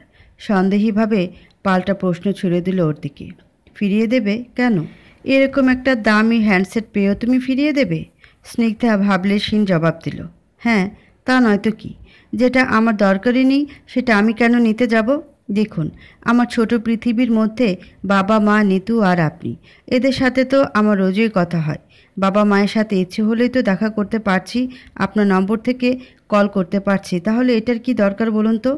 তার থেকে মেয়েকে এটা আমি ফিরিয়ে দিলে ও ব্যবহার করবে। শুধু শুধু এত দামি জিনিসটা ফেলে রেখে নষ্ট করব কেন বলুন? স্নিগ্ধা একদমে আড়ানো উত্তরে আবরার আবারও অবাক হবে নাকি খুশি হবে বুঝে উঠতে পারল না। শুধু পলকহীন চোখগুলো স্থির করে রাখল স্নিগ্ধার মুখের উপর। মেয়েটার মধ্যে সামান্যতম লালস ভাব নেই। যেদিন তার দেয়া হীরের আংটিটা ফিরিয়ে দিয়েছিল স্নিগ্ধা, সেদিনের মতো আজ আরও একবার প্রমাণ পেল সে। এই গুণগুলোর জন্যই হয়তো পরীকে প্রথম দেখে মনে হয়েছিল ও অন্যরকম। হ্যাঁ, অন্যরকমই তো, পুরোটাই অন্যরকম আমার বউটা। আবরারকে এভাবে তাকিয়ে থাকতে দেখে স্নিগ্ধা দুই ভ্রু নাচিয়ে বলল, কি দেখছেন? জবাবে আবরার ঠোঁট প্রসারিত করে চোখ ইশারা করে শীতল গলায় বলল, তোমাকে। সোজা সাপটা উত্তরের ব্যাপারটায় প্রথম দফায় লজ্জা পেল স্নিগ্ধা। পর মুহূর্তে আবরারের দিকে তাকিয়ে চোখ সরু করে বলল, আপনি কি আমাকে নতুন দেখছেন নাকি? আবরার তাকিয়ে থেকে জবাব দেয়, নতুন নতুন রূপ দেখছি তোমার। স্নিগ্ধা বুঝতে না পেরে বোকা চাহনি দিয়ে তাকিয়ে রইল। আবরার মুচকি হাসল। গাড়ির স্টিয়ারিংয়ে এক হাত রেখে স্নিগ্ধার দিকে নিজেকে এগিয়ে আনলো খানিকটা। আবরারকে এগিয়ে আসতে দেখে বরাবরের মতো স্নিগ্ধার হৃদযন্ত্রটা একটু বেশি সচল হয়ে ওঠে। আবরার নিজের ঠোঁট এগিয়ে এনে স্নিগ্ধার কানের কাছে দুবার আলতো করে চুমু খেল। ঠান্ডা স্রোত বলে স্নিগ্ধার আপাত মস্তক পুরো শরীরে। কাপা চোখের পাতা তুলে তাকালো আবরারের দিকে। আবরার মুগ্ধতায় ছেয়ে আসা আখি জোড়া দিয়ে চেয়ে বলল, বড় বেশি ভালোবাসি পরি। স্নিগ্ধা লাজুক হেসে মাথা নামিয়ে নেয়। আবরার উদ্বিগ্ন হয়ে বলে ওঠে, এই একদম এভাবে হাসবে না। স্নিগ্ধা মাথা তুলল, কেন? আবরার মুখটা সিরিয়াস করে বলল, তোমার এমন লজ্জায় মাখো মাখো মুখটা দেখলে আমার যে আরও অনেক ভালোবাসতে মন চায়, তাই। কথাটা স্নিগ্ধা খানিকক্ষণ হতবম্ব হয়ে তাকিয়ে থাকে, মুখ হাঁ করে। আবরার সরু চোখে তাকাতেই ফিক করে হেসে ফেলে স্নিগ্ধা। ভ্রু নাচিয়ে নাচিয়ে বলে, আমারও অনেক কিছু ইচ্ছে করে জানেন। কথাটায় আবরার অবাক হয়ে বলল, লাইক সিরিয়াসলি? তা কি কি মন চায় তোমার বলো না। আবরার বেশ আগ্রহ নিয়ে আর একটু ঘুরে বসল স্নিগ্ধার দিকে। স্নিগ্ধা দুষ্টু হেসে বলল, বললে কি আপনি রাজি হবেন? কেন নয়, ইউ ক্যান ডু এনিথিং। উত্তর পেয়ে স্নিগ্ধা হাত বাড়িয়ে বাচ্চাদের মতো আবরারের গাল টেনে দিল। পর মুহূর্তে সোজা হয়ে বসে বলল, হয়ে গেছে। আবরার কপাল কুঁচকে হতবম্ব হয়ে তাকায়। ব্যাপারটা বুঝতে পেরে স্নিগ্ধা ঠোঁট টিপে হেসে বলে, আপনার গাল টানার ভীষণ ইচ্ছে ছিল জানেন। আপনি কত ভালো আবরার, আমার ইচ্ছেটা পূরণ করে দিলেন। আবরার ভ্যাবাচাকা খেয়ে ওঠে। কি ভাবলো আর কি করলো এই মেয়ে? বিষয়টা যে স্নিগ্ধা মজা করলো সেটা বুঝে উঠতে দেরি হয় না আবরারের। শুধু চোখ ছোট করে খানিকক্ষণ স্নিগ্ধার মুখের দিকে তাকিয়ে থেকে সামনের দিকে চোখ সরিয়ে নেয়। দাঁত চিবিয়ে বলে, তোমাকে যতটা বোকা ভাবি ততটা তুমি নও, বেশ চালাক তুমি। এই পর্যায়ে মুখের হাসিটা মিয়ে আসে স্নিগ্ধার। ঠোঁট উল্টে বলে ওঠে, আপনি কি রাগ করলেন? আমি তো মজা করছিলাম। জবাবে আবরার গম্ভীর মুখে তাকালো। স্নিগ্ধার মুখটা আরও কালো হয়ে আসে তাতে। পর মুহূর্তে আবরার ঠোঁট এলিয়ে হেসে ওঠে। বাঁকা হেসে বলে, ভেবো না, এমনি এমনি ছাড় দিচ্ছি। এই মজার মজা বাড়ি গিয়ে পুষিয়ে দেব পরি। কথাটার মানে বুঝতে পেরে স্নিগ্ধা বিস্ময়কর চাহনিতে তাকায়। পর মুহূর্তে নাক মুখ কুঁচকে বলল, আপনিও না, যা তা একটা। ফোন দিয়েছি তো কি হয়েছে? মানুষ মানুষকে ফোন উপহার দিতে পারে না? আমিও সেটাই করেছি, তাই বলে তোর ফিরিয়ে দিতে হবে? মেঘের এমন ঝাঁঝালো সরে মুখটা কালো করে নিল স্নিগ্ধা। ক্ষীণ আওয়াজে বলে ওঠে, আসলে আমি। মেঘ মাঝপথে কথা কেড়ে নিয়ে বলল, আমি ছাড়, তোকে একটা জিনিস গিফট করলাম, কাল তো খুব সুন্দর করে নিয়ে নিলি, আজ হঠাৎ এমন কি হলো যে ফিরিয়ে দিতে হবে তোকে? ফোন হইতে ছিল, বম তো আর দেনি যে উড়ে যেতিস, তাই না? স্নিগ্ধা এবার উদ্বেগ নিয়ে বলে, তুই এরকম কেন করছিস? আমি তো বললাম এটার কোনো দরকার আমার নেই। আমি ফোন টোন ইউজ করতে পছন্দ করি না। যদি এমন হতো যে আমার ফোনের খুব দরকার ছিল, অবশ্যই এতদিনে আমি ফোন কিনে নিতাম, কিন্তু তা নয়। আচ্ছা, এটা যদি নিয়েও নিতাম আমি, কি হতো? ইউজ করতাম কি? ফেলে রাখতাম কোথাও। তোর এতগুলো টাকা শুধু শুধু নষ্ট হতো। তাই জন্যই না ফিরিয়ে দিতে এলাম। মেঘের মেজাজ ভীষণ রকম খারাপ হয়ে আছে। স্নিগ্ধা যত যাই বোঝাক মাথায় কোনো কিছুই ঢুকছে না তার। তার ভাই কত কৌশল অবলম্বন করে এই হ্যান্ডসেটটা স্নিগ্ধার কাছে পাঠানোর বন্দোবস্ত করলো তাকে দিয়ে, সফলও হলো। আর আজ মেয়েটা সেটা ফিরিয়ে দিতে এলো। এখন যদি মৃণাল ভাইয়া জানতে পারে, ও তো ভীষণ কষ্ট পাবে। কত কি ভেবে ও এই ফোনটা স্নিগ্ধার জন্য নিল, সেসবে তো জল ঢেলে দিল ওই মেয়ে। মেঘকে নিশ্চুপ দেখে স্নিগ্ধা ওর কাঁধে হাত ঠেকায় নিজের। কিছু বলতে ধরলে মেঘ স্নিগ্ধার হাতটা সরিয়ে দিল। অন্যদিকে মুখ ঘুরিয়ে নিয়ে বলল, কোনো আধিক্যতা দেখানোর দরকার নেই, শুধুমাত্র মুখেই আমাকে বন্ধু ভাবিস তুই। বুঝে গিয়েছি আমি। উফ, তুই কেন বাচ্চাদের মতো কথা বলছিস মেঘ? তোকে তো বোঝালাম আমি, তারপরেও তুই। হ্যাঁ, তারপরেও আমি বলছি এসব। কারণটা যদি তুই বুঝতিস তাহলে আর বলতি না এসব। মেঘের কথার মানেটা ঠিক বুঝলো না স্নিগ্ধা। জিজ্ঞাসু মুখ চোখ নিয়ে চেয়ে রইল। মেঘ পুনরায় হাঁ করে কিছু বলতে ধরতে নিলে সামনের দিক থেকে মৃণালকে এগিয়ে আসতে দেখে দমে যায়। মৃণাল এগিয়ে এসে সামনে দাঁড়ায় ওদের। কী হয়েছে? আওয়াজ পেয়ে স্নিগ্ধা ঘাড় কাত করে চোখ তুলে তাকায় মৃণালের দিকে। মৃণাল একবার স্নিগ্ধার দিকে তাকিয়ে চোখ সরিয়ে মেঘের দিকে তাকিয়ে বলল, তোরা কি ঝগড়া করছিস? দূর থেকে দেখে মনে হলো। এই পর্যায়ে স্নিগ্ধা চুপ করে থাকলো। মেঘ অধৈর্য হয়ে বলল, দেখ না ভাইয়া, কাল ওকে আমি একটা হ্যান্ডসেট গিফট করলাম আর আজও সেটা আমাকে ফিরিয়ে দিতে চাইছে। বলছে ওর নাকি প্রয়োজন নেই। তুই বল, এটার কোনো মানে আছে? কথাটার মৃণালের দিকে অসহায় চোখে তাকিয়ে বলল মেঘ। মেঘের দৃষ্টির মানে বুঝতে পেরে মৃণাল দরফর করে তাকালো স্নিগ্ধার দিকে। উদ্বেগ নিয়ে বলল, তুমি এটা কেন ফিরিয়ে দিচ্ছ স্নিগ্ধা? জবাবে স্নিগ্ধা মুখটা গম্ভীর করে বলল, উত্তর তো আপনাকে মেঘ দিয়েই দিল, আমার এটা প্রয়োজন নেই। এইটুকু বলে হ্যান্ডসেটের সাদা বক্সটা বেঞ্চের উপর রাখলো স্নিগ্ধা। মেঘের দিকে চোখ না রেখে বলল, আমি এখন আসছি। স্নিগ্ধা উঠে হাতটা ধরতে নিলে পা বাড়ানোর আগে পেছন থেকে ওর হাতটা টেনে ধরল মৃণাল। স্নিগ্ধা পিছু ফিরে তাকালো। মৃণালকে হাত ধরে থাকতে দেখে অবাক হয়ে এলো। কপাল কুঁচকে বলল, হাত ধরেছেন কেন? মৃণাল হাতটা ছেড়ে দেয়। ঝুঁকে গিয়ে বাক্সটা হাতে উঠিয়ে নিয়ে স্নিগ্ধার সামনে এসে দাঁড়ায়। ঠোঁটে ক্ষীণ হাসি টেনে বলল, এটা তোমার জন্য মেঘ নয়, আমি কিনেছিলাম। এমন কথা স্নিগ্ধার সাথে সাথে মেঘ নিজেও বিস্মিত হয়ে আসে। তার ভাই যে এত তাড়াতাড়ি মনের কথা বলতে শুরু করবে সেটা তার ভাবনাতেই ছিল না। স্নিগ্ধা চোখ সরু করে বলল, আপনি আমার জন্য এটা কিনেছেন? ঠিক বুঝলাম না। মেঘ বসা থেকে উঠে দাঁড়ালো। স্নিগ্ধার দিকে তাকিয়ে বলল, আসলে স্নিগ্ধা হয়েছে কি? মৃণাল হাত উঁচু করে থামিয়ে দিল মেঘকে। স্নিগ্ধার দিকে চোখ রেখেই বলল, আমি বলছি মেঘ। ভাই বোনের আচরণের মানে বোধগম্য হচ্ছে না স্নিগ্ধার। জিজ্ঞাসু মুখে একবার মৃণালকে দেখছে তো আবার মেঘকে। মৃণাল নিচের দিকে তাকিয়ে লম্বা করে একটা শ্বাস টানল। স্নিগ্ধার দিকে তাকিয়ে আলোড়িত ধ্বনি নিয়ে বলল, স্নিগ্ধা, আমি তোমাকে ভালোবাসি। আমি তোমাকে নিজের করে। স্নিগ্ধা মাঝপথে চট করে বলে ওঠে, আমি বিবাহিত। কথা ওখানে আটকে যায় মৃণাল। বিস্ময় নিয়ে একভাবে তাকিয়ে স্নিগ্ধার দিকে। মেঘের গলা থেকেও আওয়াজ আসে না আর। স্নিগ্ধা পুনরায় মৃদু আওয়াজে বলে, আমি বিবাহিত। আমার স্বামীর নাম আবরার ফাহাদ চৌধুরী। গত 9 মাস আগে বিয়ে করেছি আমরা। আর আমি আমার বরকে খুব ভালোবাসি। আপনার আর কিছু বলার আছে? কি ব্যাপার আমিনুল? সকাল থেকে দেখছি তুমি লাপাত্তা। তোফায়েলের কথায় আমিনুল জবাব দিল না। উল্টে চিন্তিত ভঙ্গিমায় জিভ দিয়ে নিচের ঠোঁট ভিজিয়ে নিল। তোফায়েল ভ্রুকুচকে বলল, কিছু হয়েছে আমিনুল? পেছন থেকে ততক্ষণে বাবার পাশে এসে দাঁড়ালো তনয়া।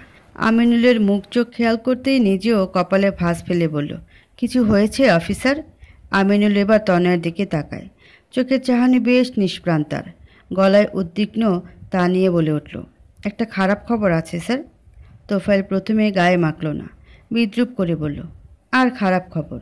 যেদিন জেলে ঢুকলাম সেদিন থেকে খারাপের মধ্যে আছি। আর কত খারাপ হবে? আমিনুল আহত চোখে তাকিয়ে বলল, এটা একটু বেশি খারাপ স্যার। তনয়া ম্যাডামের জন্য তো বটেই। তোফায়েল তনয় কেউ বুঝল না। তনয়া বেশ উৎকণ্ঠা নিয়ে বলল, একটু পরিষ্কার করে বলুন অফিসার, আমি তো কিছুই বুঝতে পারছি না। কি হয়েছে? আমিনুল একটা ফাঁকা ঢোক গিলল। তনয়ার দিকে তাকিয়ে বলল, আপনার বেল আবার নামঞ্জুর হয়েছে ম্যাডাম। কথাটা শুনতেই মাথায় বাজ পড়ার মতো অনুভূত হলো তনয়ের। তোফায়েল হাঁ করে তাকিয়ে রইল। পর মুহূর্তে উদ্বিগ্ন হয়ে বলল, কি বলছোটা কি? এই তো সেদিন বললে বেল মঞ্জুর করেছে। বলে তো ছিলাম স্যার, আমাকে যা বলেছিল আপনার উকিল খোরশেদ আলম সেটাই জানিয়েছি আমি। কিন্তু আজ? তনয়া অধৈর্য হয়ে বলল, আজ কি বলুন? বলুন আজ কি? আমিনুল মুখ গোমরা করে বলল, আপনার মেন্টাল উইকনেসের জন্য যে সার্টিফিকেট বানিয়েছিলাম সেটা ভুয়া প্রমাণিত হয়েছে, আর তাই আপনার বেল হচ্ছে না।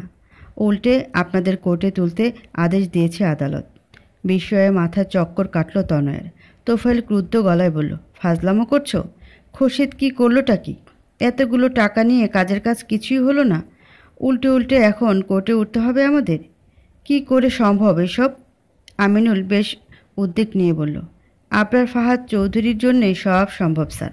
পাকা খেলোয়াড় উনি। আপনার থেকেও দ্বিগুণ টাকা দিয়ে আপনাদের উকিলকে কিনে নিয়েছে, আর আমাদের সব জালিয়াতি ধরিয়ে দিয়েছে কোর্টে। কি বলছেন কি? আবরার এসব করেছে? তনয়ার ধৈর্যহীন প্রশ্নে আমিনুল মাথা নাড়ালো, যার অর্থ হ্যাঁ। পর মুহূর্তেই ধীর গলায় বলল, আবরার চৌধুরী আমাদের সবার উপর নজর রাখছিল ম্যাডাম, তাই হয়তো পাল্টা চালে মাত দিয়ে দিল। আমও গেল সাথে আমার ছালাটাও। আপনাদের আর জেল থেকে বের হওয়া হচ্ছে না। কথাটা শুনতেই তনয়া দু কদম পিছিয়ে গিয়ে বসে পড়ে চৌকির উপর। তোফায়েল একবার মেয়ের দিকে চোখ বুলিয়ে আমিনুলের দিকে গরম চোখে তাকিয়ে বলে ওঠে, জেল থেকে বের হওয়া হবে না মানে? তুমি থাকতে আমরা এখানে পচে মরব, আর তুমি বাইরের হাওয়া বাতাস খাবে? উত্তরে আমিনুল হতাশ গলায় বলল, সেটা বোধহয় করতে হবে স্যার, বাইরের হাওয়া খেতে হবে। আপনাদের জন্যে আমার আর কোনো কিছুই করা হবে না স্যার। তোফায়েল বিগড়ানো মেজাজে নাক মুখ কুঁচকে বলল, মানে? আমিনুল ছোট্ট একটা দম ফেলে মুখ ছোট করে বলল, আমাকে চাকরি থেকে ডিসমিস করা হয়েছে স্যার, আপনাদের সাহায্য করার অপরাধে। কি বলছো কি? তোফায়েলের উত্তেজিত আওয়াজে আমিনুল মাথা হ্যাঁ বোধক নাড়ল। বলল, হ্যাঁ স্যার, সব ধরা পড়ে গেছে। মকবুলকে টাকা দিয়ে যা যা শিখিয়ে দিলাম বেটা এবারও বেমানি করলো। আর আপনারাও তো আমাকে বলেননি যে মকবুলের জবানবন্দির ভিডিও ক্লিপ আপনাদের কাছে আছে। এটা জানলে আমি কখনোই এমন কাজ করতাম না। নিজের চাকরি তো খেলামই, এখন আমি কি করব স্যার? তোফায়েল খানিকক্ষণ ঠোঁট কামড়ে কিছু একটা ভাবল। পরক্ষণে শিকের মধ্যে থেকে এক হাত বের করে আমিনুলের কাঁধে ঠেকালো। সান্ত্বনা দিয়ে বলল, ভেঙে পড়ো না আমিনুল, কিছু একটা হবে। আসলে আমি ইচ্ছে করেই তোমাকে ব্যাপারটা জানিনি। ভেবেছিলাম তুমি এটা জানলেই হাত পা ছেড়ে দেবে, ভয় পাবে, আমাদের জন্যে আর কোনো উদ্যোগ নেবে না। কিন্তু এতেও শেষ রক্ষে আর হলো না। ওই আবরার ঠিক ফাঁসিয়ে দিল। আমাদের তো আগে ফাঁসিয়েছে, এবার তোমাকেও। আমিনুলের তোফায়েলের প্রতি ভীষণ রাগ হয়, রাগে চিবিয়ে খেয়ে নিতে ইচ্ছে হয়, কিন্তু এই মুহূর্তে সেসব প্রকাশ করে না সে। কোনো কিছু না বলে উল্টো ঘুরে হাঁটা ধরে। একটু পরেই গায়ের ইউনিফর্ম তাকে জমা করতে হবে। শেষমেশ এই তোফায়েলের জন্যে তার এত সাধের চাকরি বলি হলো। যদি ক্ষমতা থাকতো এক্ষুনি বুড়োটাকে ফাঁসিতে ঝুলিয়ে দিত সে। বাহ, বেশ আরামায়েশে আছেন দেখছি। অতি পরিচিত গলার সুর শুনতে শোয়া থেকে এক প্রকার লাফিয়ে উঠল তনয়া। তার পাশে গভীর ঘুমে তলিয়ে তোফায়েল। শিকের ওপাশে দু হাত পকেটে গুজিয়ে বেশ আয়েসি ভঙ্গিমা নিয়ে দাঁড়িয়ে আছে আবরার। বাঁকা হাসি ঠোঁটের কোণায় গাঢ় হয়ে ফুটে আছে তার। আবরারকে দেখতেই চকিত হয়ে বিছানা ছেড়ে উঠে পড়ল তনয়া। এগিয়ে এসে উদ্গ্রীব হয়ে বলল, আবরার প্লিজ আমাকে এখান থেকে বের করে নিন, প্লিজ আবরার। আবরার বিদ্রুপাত্মক হাসল নিচের দিকে তাকিয়ে। পরক্ষণে গলা শক্ত করে বলল, কীটকে কখনো বিশ্বাস করতে নেই, তারা বিষাক্ত হয়, আর তাদের বিষ হয় আরও মারাত্মক। তনয় কেঁদে ওঠে। কান্নার শব্দে তোফায়েলের ঘুম ছুটে যায়। কৌতূহলে পাশ ফেরে সে। চোখ ঘোরানোর এক পর্যায়ে তনয়ের মুখোমুখি আবরারকে দেখে নিজেও দরফর করে উঠে পড়ল। এগিয়ে এসে তনয়ের পাশে দাঁড়িয়ে আবরারকে উদ্দেশ্য করে দাঁত চিবিয়ে বলে ওঠে, তুমি কেন এসেছো এখানে? আবরার ভ্রু নাচিয়ে বলল, এই যে জেলের মধ্যে আপনাদের কেমন লাগছে সেটাই দেখতে এসেছিলাম। দেখলাম নাক ডেকে ঘুমাচ্ছেন দুজনেই। তা কাল কোর্টে উঠছেন জানেন তো? তোফায়েল ক্ষিপ্ত গলায় বলল, মজা নিচ্ছ আমাদের সাথে? কি প্রমাণ করতে চাইছো? এসব করে জিতে গেলে? আবরার কণ্ঠে দৃঢ়তা নে বলে, জেতার প্রশ্ন কেন আসবে যেখানে আমি হারিয়েনি? আগে বলেছিলাম আবরার ফাহাদ চৌধুরীর সাথে লাগতে আসবেন না, তাও এলেন। এখন আর কি, পস্তাতে থাকুন। কাল তো কোর্টে উঠছেনই, এরপর হয় যাবজ্জীবন হবে, না হলে অন্য কিছু। ভুগতে ভুগতে মরবেন আপনারা, আর আমি সেটা দাঁড়িয়ে দাঁড়িয়ে উপভোগ করব, মাঝে মাঝে হাত তালিও দেব। কথাটায় তোফায়েলের ভীষণ ক্রোধ অনুভব হয়। ইচ্ছে হয় আবরারকে টুকরো টুকরো করে কাটতে। রাগ দমনে নিচের দিকে চোখ নামিয়ে লম্বা নিঃশ্বাস নিয়ে নেয় সে। তনয়া দমে যায় না। অশ্রুসিক্ত চোখ নিয়ে ফিচেল গলায় বলে ওঠে, আমি আপনাকে ভালোবেসেছিলাম আবরার, তাই বলে এত বড় শাস্তি দিলেন আমায়? ভালোবাসা পাপ? আমি তো আপনার কোনো ক্ষতি করিনি কখনো, তাই না? আবরারের মুখ চোখ এবার বেশ শান্ত হয়ে আসে, নরম গলায় বলে, ভালোবেসে আপনি ভুল করেছেন এরকম কথা আমি কখনোই বলিনি তনয়া। আমি শুধু বলেছি আপনার ভালোবাসা পেতে চাওয়ার পন্থায় ভুল ছিল। আচ্ছা আপনি বলুন না, শুরু থেকে আমাদের সম্পর্ক কি এরকম ছিল? ছিল না। উল্টে আপনি আর আমি ভালো বন্ধুর মতো ছিলাম। আপনি আমাকে পছন্দ করেন এটা আপনি সরাসরি আমাকে জানাতেই পারতেন। তখন তো আমার লাইফে স্নিগ্ধাও ছিল না, ভেবে দেখা যেত। কিন্তু আপনি তা না করে আমার নামে মিথ্যে অপবাদ দিলেন, সবার সামনে আমায় ছোট করলেন, আমার বাবাকে ছোট করলেন। আপনার শ্লীলতা হানি করেছি ভেবে আমি নিজেই আপনাকে বিয়ে করব বলে ভেবেছিলাম। কিন্তু মিথ্যে আমার বড্ড বেশি অপছন্দ। যেদিন থেকে শুনলাম ওসব আপনাদের দুজনের বানানো নাটক, সেদিন থেকে আপনি আমার ঘৃণার পাত্রীতে পরিণত হলেন তনয়া। আর আবরার ফাহাদ চৌধুরী একবার যাকে মন থেকে বিচ্ছিন্ন করে দেয় তার আর প্রবেশ হয় না এখানে। দুর্ভাগ্যবশত আপনিও সেই তালিকায় পড়ে গেলেন। একটু থেমে আবার বলা শুরু করলো আবরার, আমার কথা না হয় বাদই দিলাম স্নিগ্ধা, ও তো আপনার কোনো ক্ষতি করেনি, তাও আপনি ওকে প্রাণে মারার কথা ভেবে নিলেন। বাহ! আপনি বারবার বলতেন না স্নিগ্ধা আমাকে আপনার থেকে ছিনিয়ে নিয়ে যাচ্ছে? সেটা সম্পূর্ণ ভুল, কারণ আমি নিজের ইচ্ছেতে স্নিগ্ধার কাছে গিয়েছি, ওকে ভালোবেসেছি, তাই ওর প্রয়োজন পড়েনি আমাকে ছিনিয়ে নেওয়ার। আমি আর স্নিগ্ধা দুজনকে এতটাই ভালোবাসি যে তৃতীয় ব্যক্তি আমাদের মধ্যে কখনো স্থানই পায় না, আমি পেতে দেই না।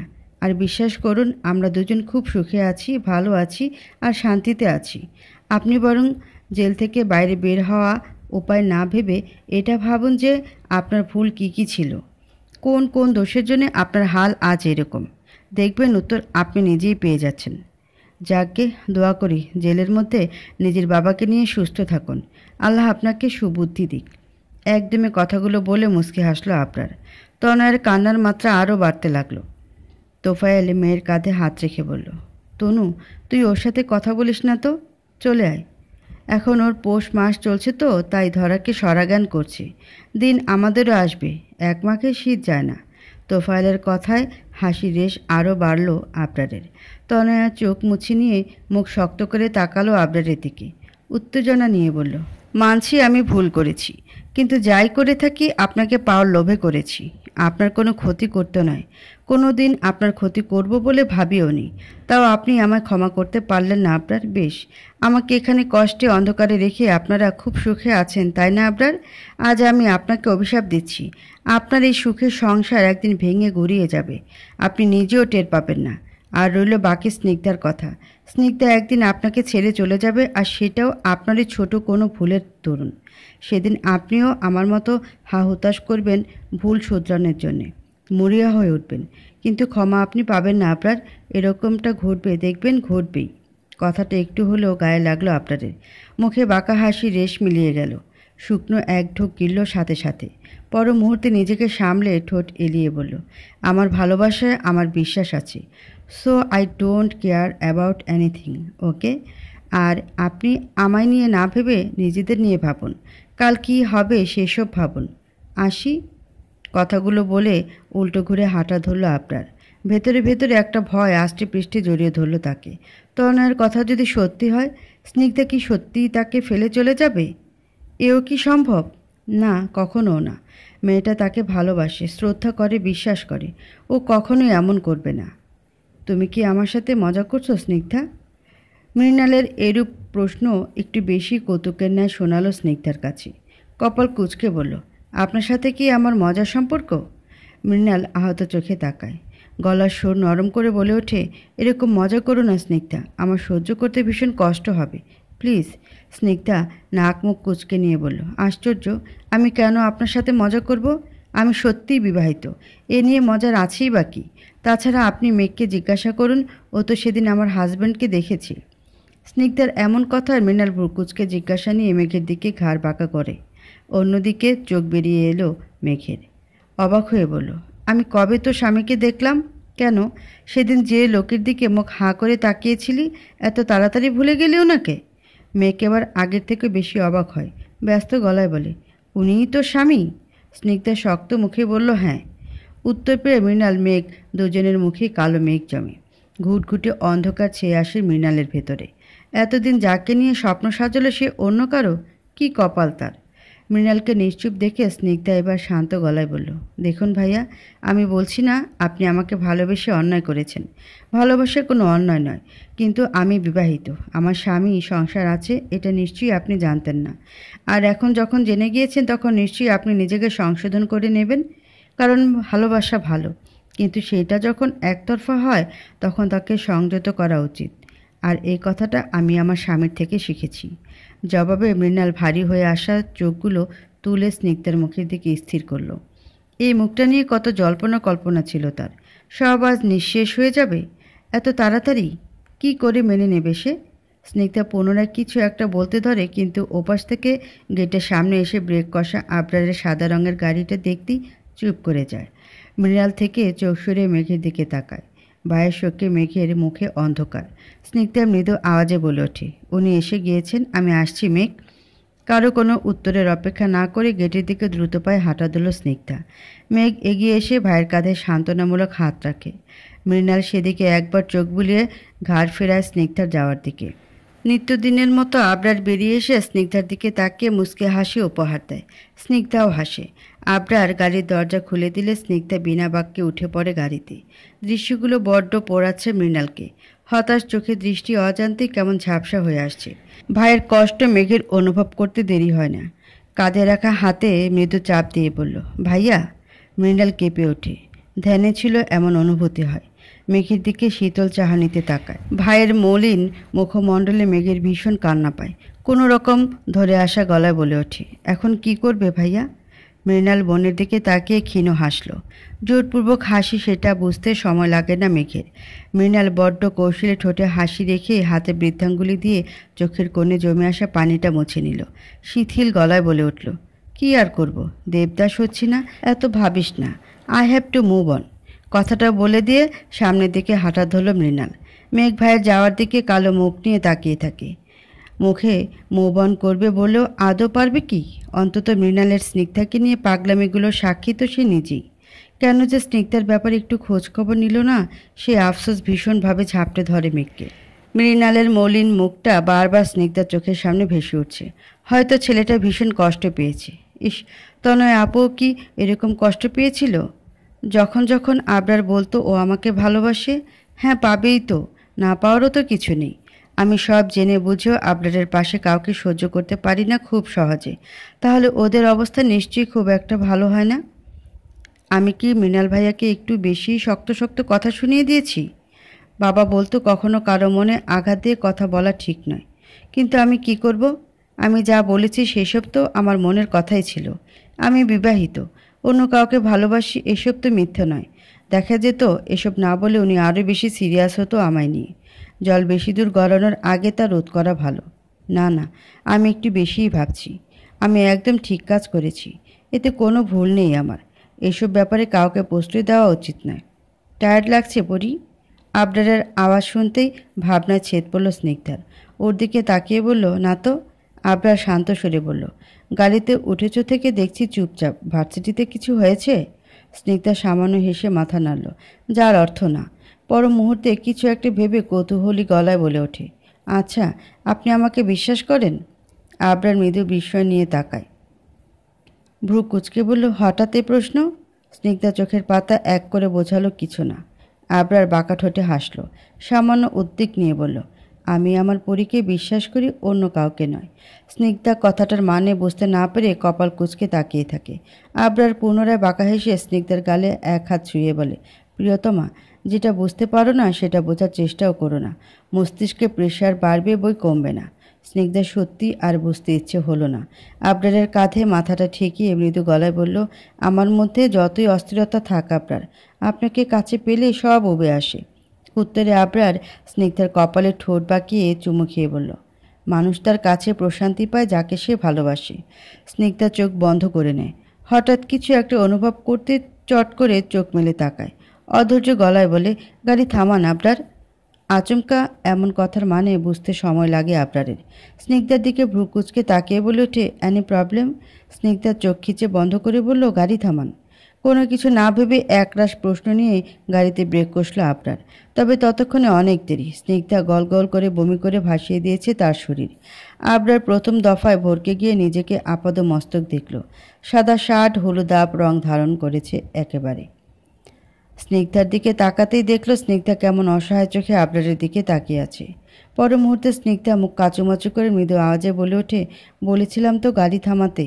এইটুকু বলে ব্যস্ত হাতে আবরারের শার্ট মুছে দিতে ধরল স্নিগ্ধা। তার আগে হাতটা ধরে আটকে দিল আবরার। উদ্বিগ্ন হয়ে বলল, তোমার কি শরীর খারাপ করছে? শার্ট ছাড়ো, আগে তোমার কথা বলো। স্নিগ্ধা ধৈর্যহীন হয়ে বলল, শার্টটা নোংরা হয়ে গেল তো।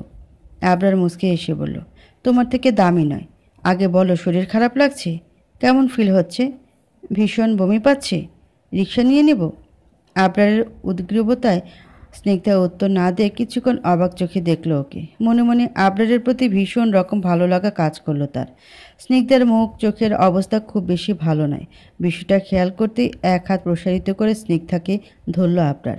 সেকেন্ডের কম সময়ে আবারও মুখ ভরে বমি করে দিল স্নিগ্ধা। এবারও পুরোটা আবরারের গায়ে। আবরার তবুও স্নিগ্ধাকে ছাড়ল না। উল্টে শক্ত করে স্নিগ্ধাকে এক হাতে পেঁচিয়ে রেখে গাড়ির ডেস্ক থেকে পানির বোতল বের করলো। স্নিগ্ধাকে ছেড়ে বোতল থেকে পানি নিয়ে মুখে চোখে পানি ঝাপটা দিয়ে দিল আস্তে আস্তে। স্নিগ্ধার মুখমণ্ডল কেমন ক্লান্ত হয়ে এসেছে। আবরার রুমাল দিয়ে স্নিগ্ধার মুখ মুছিয়ে দিয়ে মৃদু হেসে বলল, এতদিনেও বোর আমার গাড়িতে বসার অভ্যাস হলো না। স্নিগ্ধা ঠোঁট উল্টে তাকালো আবরারের দিকে, কিন্তু মুখ কিছু বলে ওঠার শক্তি পেল না। কেন জানি না তার মনে হলো এমন অসুস্থতার কারণ আগের মতো গাড়িতে চড়তে পারার অনভিজ্ঞতা নয়, বরং অন্য কিছু।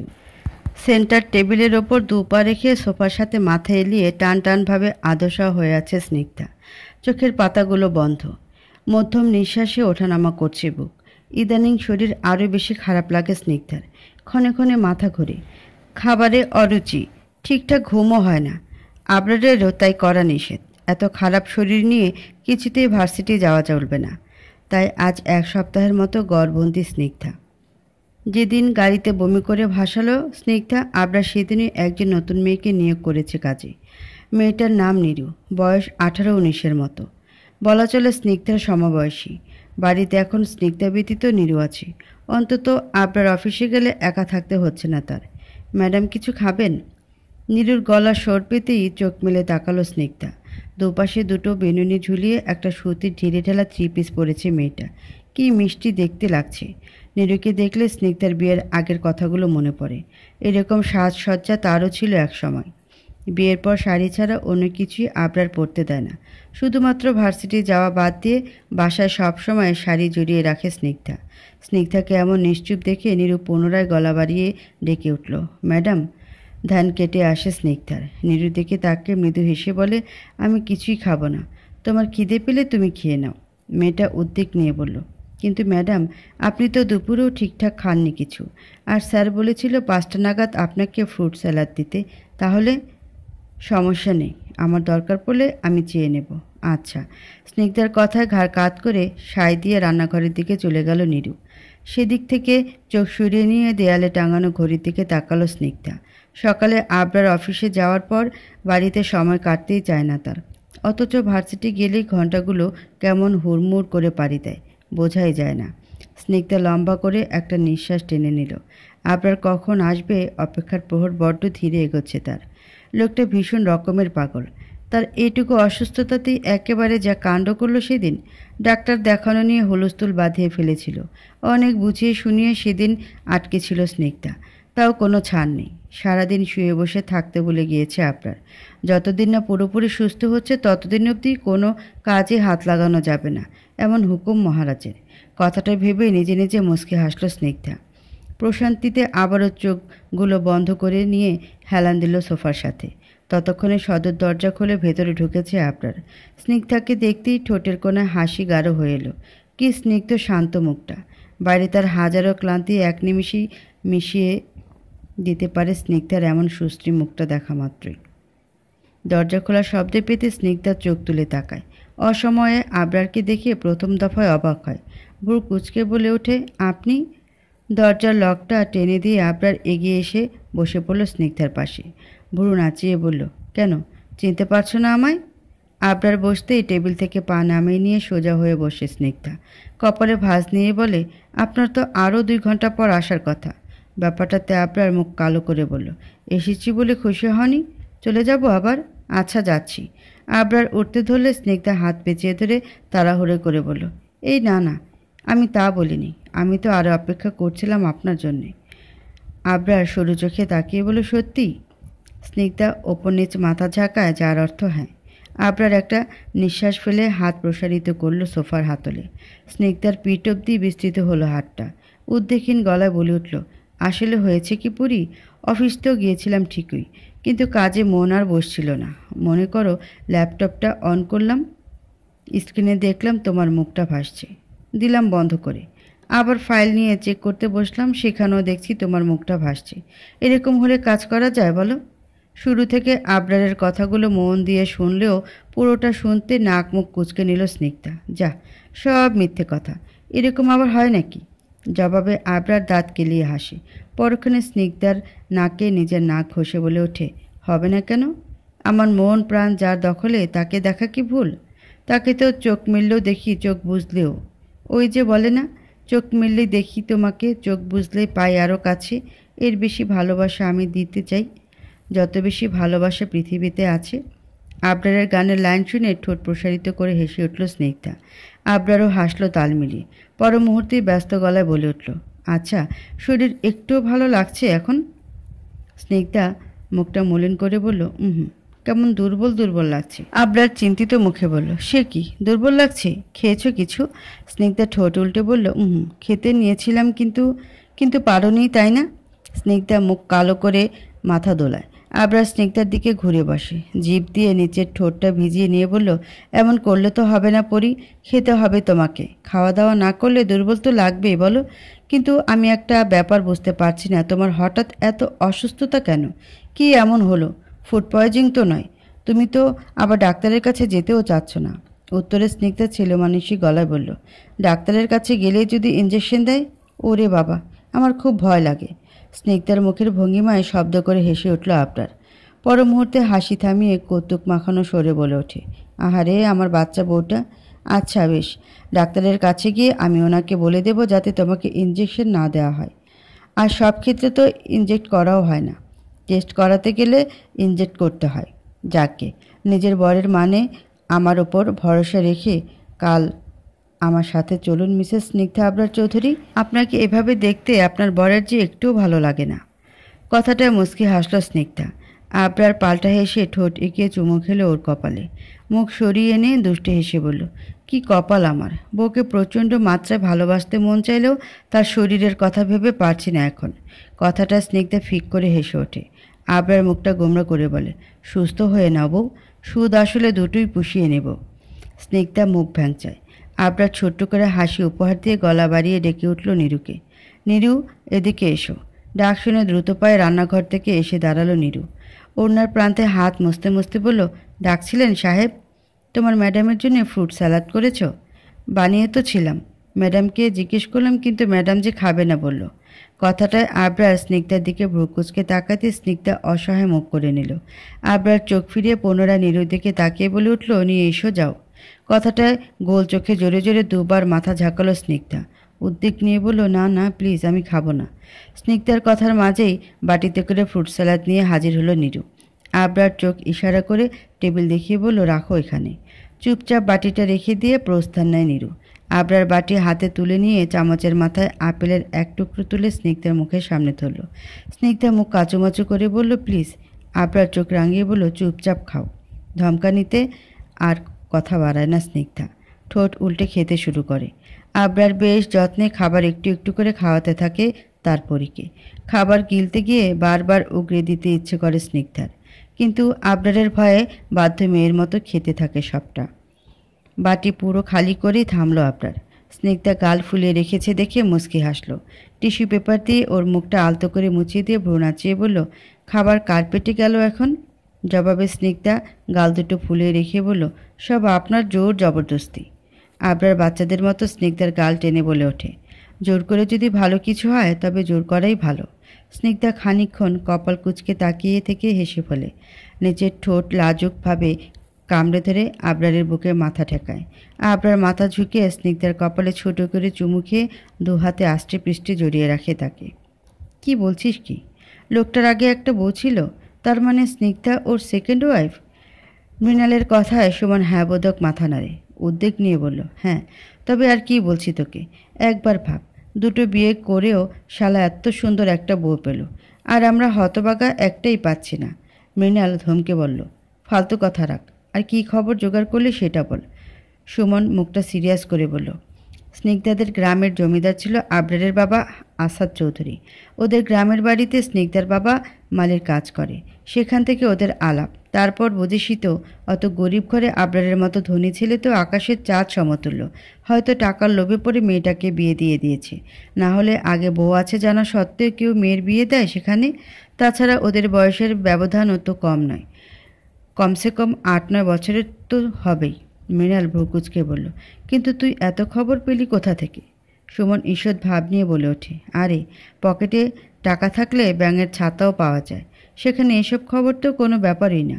আর তুই তো জানিসই আমার একটু ডিটেকটিভ হওয়ার ইচ্ছে আছে, তাই বুদ্ধি খাটিয়ে আবরার চৌধুরীর বাসার দারোয়ানকে ঘুষ দিলাম কিছু, আর জিজ্ঞেস করতেই ব্যাটা গড় করে সব বলে দিল।